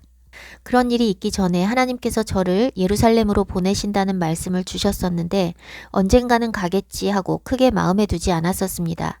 그런데 부모를 공경하라는 말씀에 순종하여 엄마께 재정을 보내드리면서 재정을 비워내자마자 주님께서 급속하게 다음 시즌으로 인도하셨습니다. 하나님께서는 이렇게 기록된 말씀으로 저를 이끌어 오셨는데 성경이 아니라 신학을 믿는 기독교인들은 말씀을 읽어도 그것에 순종해야 한다는 생각조차 하지 못하고 있습니다. 하나님의 인도하심을 받는 것은 기록된 하나님의 말씀 하나하나를 믿음으로 취하여 순종하는 것을 통해 이루어집니다. 기록된 하나님의 말씀을 폐한 사람들은 하나님의 인도하심을 받을 수 없습니다. 많은 사람들이 하나님께서 인도하셨다고 말하는 것을 듣곤 하는데 저는 그들의 말을 들어보면 그것이 하나님의 인도하심인지 그들의 착각일 뿐인지 압니다. 그 인도하심이라는 것이 성경적이지 않으면 하나님의 인도하심일 수 없기 때문입니다. 무엇이 성경적인지 아닌지 어떻게 알 수 있을까요? 말씀을 깨달아 말씀이 내 안에 새겨져 있으면 자연히 알게 됩니다. 하나님의 말씀을 묵상하고 연구하고 깨닫기에도 참 시간이 부족한데 오늘날 기독교인들, 여러분들은 얼마나 말씀과 함께 시간을 보내십니까? 5일에서 7일 동안 돈 버는 일에만 시간을 쏟고 사는 사람들은 집안은 언제 돌보고 자신의 영혼은 언제 돌볼 수 있을까요? 제가 사람들에게 말씀 읽고 묵상하는지 물어보면 사람들의 대답은 거의 비슷합니다. 차 안에서 혹은 일하면서 오디오 성경을 듣거나 짬내서 잠깐 몇 구절 읽거나 필사하거나 설교를 듣는다는 것입니다. 설교는 하나님 말씀과 다릅니다. 특별히 부패한 오늘날의 교회가 전하는 설교는 하나님 말씀과 거리가 멉니다. 설교를 듣는 것은 말씀을 스스로 읽고 묵상하는 것을 대체할 수 없고 필사나 짬내어 읽는 것도 묵상을 대체할 수 없습니다. 말씀 앞에 앉아서 충분한 시간을 보내고 하루 일과를 시작한다는 말을 들어본 적이 없습니다. 사는데 바쁜 것입니다. 바쁘신 몸이 짬내서 짜투리 시간에 듣는 뉴스나 정보 정도로 하나님 말씀을 취급하시는 것은 아닙니까? 가만히 앉아 씨름하며 읽고 묵상해도 깨닫기 쉽지 않은 심오한 영의 말씀을 짜투리 시간에만 읽거나 듣는 것은 하나님을 짜투리 취급하는 것입니다. 구원을 받아내기 위해 의무감을 가지고 하루에 몇 절 혹은 몇 장 읽고 기도 몇 분 하고 오늘 숙제 끝 하고 유튜브 틀어놓고 늘어져 있지 않으십니까? 돈 버는 일에 드리는 시간의 10분의 1도 주님께 드리지 않고 하나님을 사랑한다, 하나님을 믿는다 할 수 있을까요? 많은 시간을 들여 성경을 읽는다고 다 주님을 사랑하는 것은 아니지만 시간을 들여 주님과 함께 하지 않는 사람이 주님을 사랑하지 않는 것은 분명합니다. 주님은 그분 자신의 생명을 바쳐 우리를 살리셨고 짜투리 시간에 우리를 돌보시는 것이 아니라 24시간 주무시지도 않고 졸지도 않으시고 우리를 돌보고 계십니다. 주님과 친하고 주님을 알고 주님을 사랑하는 사람은 가장 좋은 시간을 주님께 드리고 가장 좋은 것을 주님께 드릴 것입니다. 자신의 시간과 관심과 재정이 어떤 비중으로 사용되는지 그 순위를 매겨보십시오. 주님은 주님을 인정하고 주님께 합당한 대우를 하는 사람들을 인정하시고 대우해 주십니다. 제가 유튜브로 말씀을 나눌 때는 내용과 언어를 많이 순화해서 나눠왔기 때문에 오프라인 예배에서 나눌 때와 같은 감동과 역동이 많이 줄어듭니다. 오프라인 예배 때는 내용도 언어도 인위적으로 가공하지 않고 생으로 나누는데 유튜브는 수정 불가한 영상이 되고 연약한 자들을 생각해서 언어를 많이 순화하다 보니 아무래도 인위적으로 손을 보게 됩니다. 언제까지 유튜브에 말씀을 나눌지 모르겠지만 앞으로는 좀 현실적으로 적용할 수 있는 말씀들을 덜 순화하고 노골적으로 나눠야 한다는 마음이 듭니다. 시험 들 사람들은 아무리 조심스럽게 나눠도 시험 들고 받을 사람은 거칠게 나눠도 받는다는 것을 예수님과 세례 요한을 통해서 볼 수 있고 저 역시 숱한 사람들을 만나며 이렇게도 전하고 저렇게도 전해본 결과 깨달은 것입니다. 진리를 받고 안 받고는 말의 표현에 달린 것이 아니라 그 중심이 진리를 원하느냐 진리를 거부하느냐에 달린 것입니다. 저는 구독자들이 많아지는 것을 원하지도 않고 모든 사람들을 만족시킬 가짜 복음을 전할 생각도 없으니 이제 좀 덜 가공하고 덜 순화해서 직접적으로 나누려고 합니다. 사람들은 부드럽게 돌려 말하면 못 알아듣습니다. 그래서 저는 책망도 따끔하게 직접적으로 합니다. 그래도 살고자 하는 사람들은 겸손하게 잘 받아들입니다. 오프라인 예배 때는 제가 간증을 참 많이 나누는데 대부분은 저의 실패담입니다. 하나님이 드러나셔야 하니 저는 저의 연약함을 나누는 것이 필수입니다. 제가 저의 실수와 시행착오들을 많이 나누는 목적이 여러 가지 있습니다. 제가 저의 수치들을 오픈하고 나면 사람들이 자신 안에 있는 숨기고 싶은 것들을 숨기지 않고 드러내게 됩니다. 회칠한 무덤들로 가득한 교회 안에서 경건한 척, 거룩한 척 하는 것만 배워온 기독교인들은 그것이 망하는 길인 줄 모릅니다. 내 죄를 드러내고 내 연약함을 드러내야만 주님께서 깨끗하게 하시고 치유하시고 회복시키시는 것인데 사람들은 안 그런 척 포장하며 바리새인으로 사는 것에 참 익숙합니다. 그리고 제가 연약함과 수치를 나누는 것은 제가 지금 이렇게 살고 있는 것이 제가 잘나서 그런 것이 아니라는 것, 제가 이렇게 살 수 있다면 누구라도 이렇게 살 수 있다는 것을 알리기 위함입니다. 제가 과거에 얼마나 형편없는 삶을 살았는지 나누면 지금의 제 삶을 보는 사람들은 상상하기 어려워합니다. 그런데 그런 변화가 제 능력, 제 공로가 아니라 주님의 은혜이고 주님의 능력이니 누구나 다 가능하다는 것은 진리입니다. 다만 사람들이 원하지 않을 뿐입니다. 너무 어려워 보이기 때문입니다. 어려운 게 아니라 육신으로는 불가능합니다. 불가능을 인정하고 고백할 때 주님을 의지해서 가능하게 되는 것입니다. 22장에서 나누지 못한 것은 나중에 이어서 나누기로 하고 마지막으로 주님께서 비유로 말씀하신 것 한 가지 나누고 마치려고 합니다. 누가복음 14장 26절에서 33절 무릇 내게 오는 자가 자기 부모와 처자와 형제와 자매와 더욱이 자기 목숨까지 미워하지 아니하면 능히 내 제자가 되지 못하고 누구든지 자기 십자가를 지고 나를 따르지 않는 자도 능히 내 제자가 되지 못하리라. 너희 중에 누가 망대를 세우고자 할진대 자기의 가진 것이 준공하기까지에 족할는지 먼저 앉아 그 비용을 계산하지 아니하겠느냐. 그렇게 아니하여 그 기초만 쌓고 능히 이루지 못하면 보는 자가 다 비웃어 이르되 이 사람이 공사를 시작하고 능히 이루지 못하였다 하리라. 또 어떤 임금이 다른 임금과 싸우러 갈 때에 먼저 앉아 1만 명으로서 저 2만 명을 거느리고 오는 자를 대적할 수 있을까 헤아리지 아니하겠느냐. 만일 못할 터이면 그가 아직 멀리 있을 때에 사신을 보내어 화친을 청할지니라. 이와 같이 너희 중에 누구든지 자기의 모든 소유를 버리지 아니하면 능히 내 제자가 되지 못하리라. 망대를 세우려는 사람은 그것에 필요한 비용을 자기가 충분히 가지고 있는지 계산해 볼 것이고 전쟁하러 갈 때 왕은 자기의 군사가 적국의 군사를 대적할 수 있을 만큼 강한지 살피는 것이 먼저입니다. 만일 비용이 충분치 않으면 시작하지 않을 것이고 이길 승산이 없으면 화친할 것입니다. 이 내용 앞뒤로 주님의 제자가 되는 조건을 말씀하고 계십니다. 누구든지 자기 목숨까지 미워하지 않고 자기 십자가를 지고 주님을 따르지 않는 자는 제자가 되지 못하고 자기의 소유를 버리지 않으면 제자가 될 수 없다 말씀하십니다. 이 말씀이 이해되십니까? 모든 소유를 버리지 않고 자기 십자가를 질 각오가 안 되어 있는 사람이 주님을 따르겠다고 나서면 시작만 하고 끝맺지 못한다는 것입니다. 그러니 시작한 일을 끝맺고 싶다면 목숨을 버리고 자기 십자가 져야 한다는 것을 말씀하시는 것입니다. 생명을 버려야 하는 길에 생명 버릴 각오가 안 되어 있는 사람이 들어서면 중도에 포기할 수밖에 없는 것은 당연합니다. 죽기로 각오한 사람만 뭐든지 감당할 수 있는 것입니다. 이 말씀 뒤에 이어서 맛을 잃은 소금에 대해 말씀하십니다. 34절에서 35절 소금이 좋은 것이나 소금도 만일 그 맛을 잃으면 무엇으로 짜게 하리요. 땅에도 거름에도 쓸데없어 내어버리느니라. 들을 귀가 있는 자는 들을지어다 하시니라.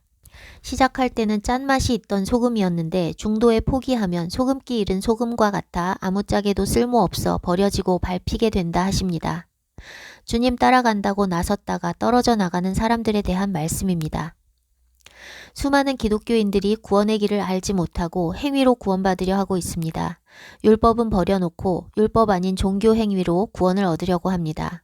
하루에 얼마 말씀을 읽고 기도 조금 하고 소득의 얼마를 헌금으로 드리고 나쁜 짓 하지 않고 적당히 착하게 살면 구원받는 줄로 착각하는 기독교인들이 대부분입니다.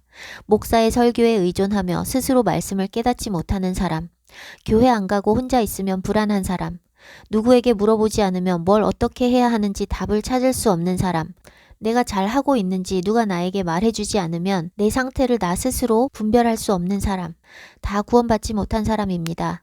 교회에 30년, 50년을 다녀도 마찬가지입니다. 교회에 안 가고 집에서 혼자 말씀 읽고 묵상하며 한 달, 반년, 1년을 보내도 불안하지 않고 주님 말씀 앞에서 평안할 수 있는 사람은 하나님 나라에 가깝습니다. 자신의 영적인 상태를 파악하고 망대를 끝까지 세울 수 있는지 계산하는 사람처럼 내가 끝까지 주님을 따라갈 수 있는지 따져보십시오. 다 버린 사람이어야 끝까지 갈 수 있습니다. 전부 드리지 못하고 자기 목숨도 버릴 각오로 매일 자기 십자가를 지고 주님을 따라가지 못하면 주님 제자가 될 수 없습니다. 아브라함이 이삭을 제단에 바친 것처럼 이삭이 자기 자신을 제물로 드린 것처럼 자신에게 가장 귀한 것, 자기 자신, 자기의 목숨을 주님께 드릴 수 없다면 바리새인으로 교회에 남아있는 것은 살아있는 동안 자기가 구원받았다고 착각하며 거짓 위안을 받는 것 외에 아무 유익이 없습니다. 주님께서 이미 우리 위해 목숨까지 다 주셨으니 우리도 주님께 다 드려야 합니다. 우리가 자기 십자가를 지고 가야 하기 때문에 주님께서 먼저 그 길을 걸어주신 것입니다. 그런데 내가 내 십자가를 지고 걸으면 주님께서 다 돌려주십니다. 이 땅에서 받은 환난, 고난, 내세에서 다 갚아주시는 것뿐만 아니라 이 땅에서도 주님께서 우리가 받는 환난을 넉넉히 커버하고도 남을 은혜로 채워주십니다. 주님 위해 감당한 궁핍함, 주님께서 넉넉하게 갚아주시고 주님 위해 감당한 수치와 모욕과 억울함 주님께서 또한 보시고 갚아주십니다. 우리의 궁극적인 보상은 이 땅에서가 아니라 내세에 있는 것이지만 이 땅에서 하나님의 보상을 받아보지 못한 사람들은 하나님 나라가 좋은 줄을 알지 못하기 때문에 하나님 나라를 소망하지 못합니다. 하나님은 하나님 나라가 얼마나 좋은지 이 땅에서 경험시켜 주십니다. 그래야 우리가 그 나라를 소망하며 이 땅에서의 고난과 서름을 견뎌낼 수 있습니다. 제 삶은 정말 터프했지만 감당할 만한 은혜들이 늘 있었고 하나님께서 갚아주시는 것을 경험해 왔기 때문에 포기하지 않고 지금까지 걸어올 수 있었습니다. 얼마 전 저의 부패한 본성을 못 이겨 넘어지고 주님 앞에 납작 엎드린 뒤로 주님께서 제 편에서 일하시기 시작하셨습니다. 저를 대적하고 힘들게 하는 두 사람의 태도는 변함이 없지만 주님께서 상황을 역전시키셨습니다. 그리고 주님께서는 최근 2, 3년 사이에 저를 오해하고 대적하거나 제 마음을 아프게 하던 여러 명의 사람들이 다 저에게 순한 양같이 고분고분하게 변화된 것을 깨닫게 하셨습니다. 하나님은 내가 포기하고 드리는 것 이상으로 갚아주십니다. 아브라함에게 이삭을 바치라고 하셨을 때 아브라함은 고통을 감수하고 아들을 제단에 올려야 했지만 하나님은 이미 순양을 준비해 두셨습니다. 우리 눈에 가려졌을 뿐 하나님의 예비하심은 항상 존재합니다. 말씀을 믿음으로 순종할 때 예비하신 것이 나타납니다. 순종하지 않고는 아무것도 볼 수 없습니다. 순종하고 나서야 하나님이 예비하신 것을 볼 수 있고 하나님의 일하심을 볼 수 있습니다.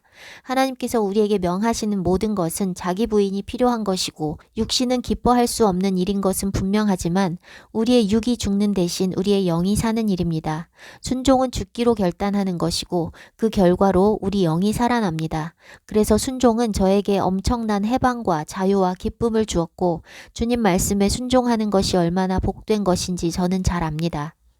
제가 했던 것과 같은 온전한 순종이 아니라 반쪽짜리 순종을 하는 사람들을 보게 되는데 주님께서는 사람들의 연약함을 아시기 때문에 책망하지 않으시고 그들의 믿음의 수준에서 한 불완전한 순종들을 받으십니다.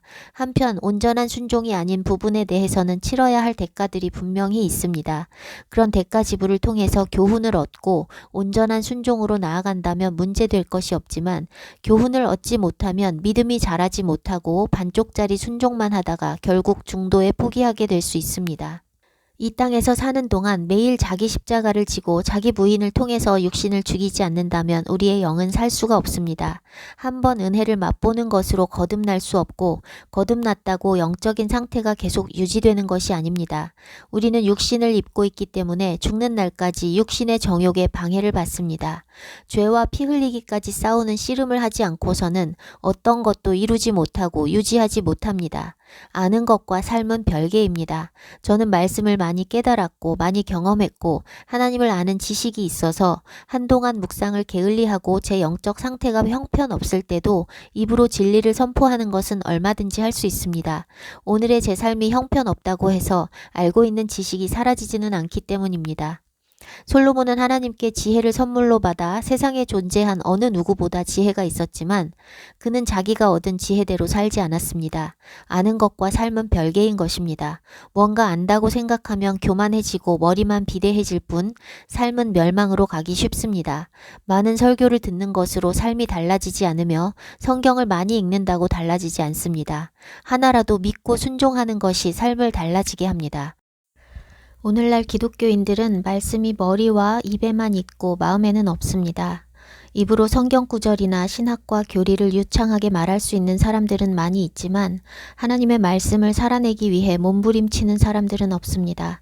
기독교인들은 여호와 이레라는 말을 참 쉽게 잘합니다.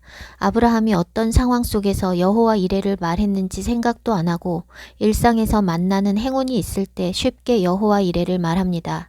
아브라함과 이삭은 죽음의 산, 몰약의 산, 모리아 산에 올라 생명을 드림으로써 생명을 돌려받았습니다. 그리고 그 땅, 생명을 요구하셨고 생명을 다시 주신 그 땅 이름을 여호와 이레라고 불렀습니다. 여호와 이레는 여호와께서 보실이라는 뜻입니다. 여호와 하나님께서 아브라함이 그 귀한 독자 이삭을 번제로 드리라는 명령에 순종하는지 보신 그 땅의 이름이 여호와 이레입니다. 그 순종을 보셨기 때문에 하나님께서도 순양을 보여주셨습니다. 하나님은 모든 것을 보시는 분이시고 보신 대로 갚아주시는 분이십니다. 사람들은 기대하지 않은 선물을 하나님께서 준비해 놓으셨을 때 여호와 이레를 말하며 여호와 이레라는 말을 마치 서프라이즈 선물을 주시는 하나님을 가리키는 것처럼 사용하고 있습니다. 하나님은 우리를 위해 은혜 베푸시고 모든 것을 예비하고 계신 분은 맞습니다. 사실은 우리가 하나님의 예비하신 은혜를 느낄 수 있을 때뿐만 아니라 감지조차 하지 못하는 모든 순간들, 잠잘 때, 걷고 있을 때, 먹을 때, 수다 떨고 있을 때, 배설할 때, 술 마실 때, 음란할 때, 주님을 부인할 때, 주님을 슬프시게 하는 온갖 죄들을 범하고 있을 때에도 하나님의 은혜가 우리를 감싸고 있고 그런 패역한 우리를 위해서도 좋은 것을 예비해 놓으셨습니다. 둘째 아들이 유산을 다 받아가지고 나가서 허랑방탕하게 살고 있을 때도 동일한 사랑으로 그 아들을 기다리고 있었던 아버지의 사랑으로 늘 우리를 감싸고 계십니다. 그러나 여호와 이레는 내가 여호와께서 보실 만한 순종을 한 것도 없이 하나님께서 은혜로 예비해 주신 것들을 볼 때 하는 말이 아닙니다. 여호와 이레는 죽음의 땅이자 생명의 땅입니다. 죽음으로써 참 생명을 돌려받은 땅이 여호와 이레입니다. 모리아 산에 올라보지도 않고 서프라이즈가 있을 때마다 여호와 이레를 말해서는 안 됩니다. 여호와 이레는 모리아 산, 나의 죽음의 땅이자 하나님의 독생자 예수아께서 나 대신 돌아가신 땅의 이름입니다. 함부로 쉽게 입에 올릴 수 있는 이름이 아닙니다. 모리아 산에 올라 죽음으로써 생명을 얻은 아브라함과 이삭처럼 내려놓음으로써 되돌려받은 것이 아니라면 입으로는 여호와 이레를 말할지라도 마음으로는 하나님을 램프의 요정으로 여기고 있을 수 있습니다. 몰약의 산, 유향의 산으로 가겠다는 결단을 진실되게 하고 말씀을 살아내기 위해서 매일 자기 십자가를 지고 주님을 따라가는 결단과 순종이 있으시기를 축복합니다.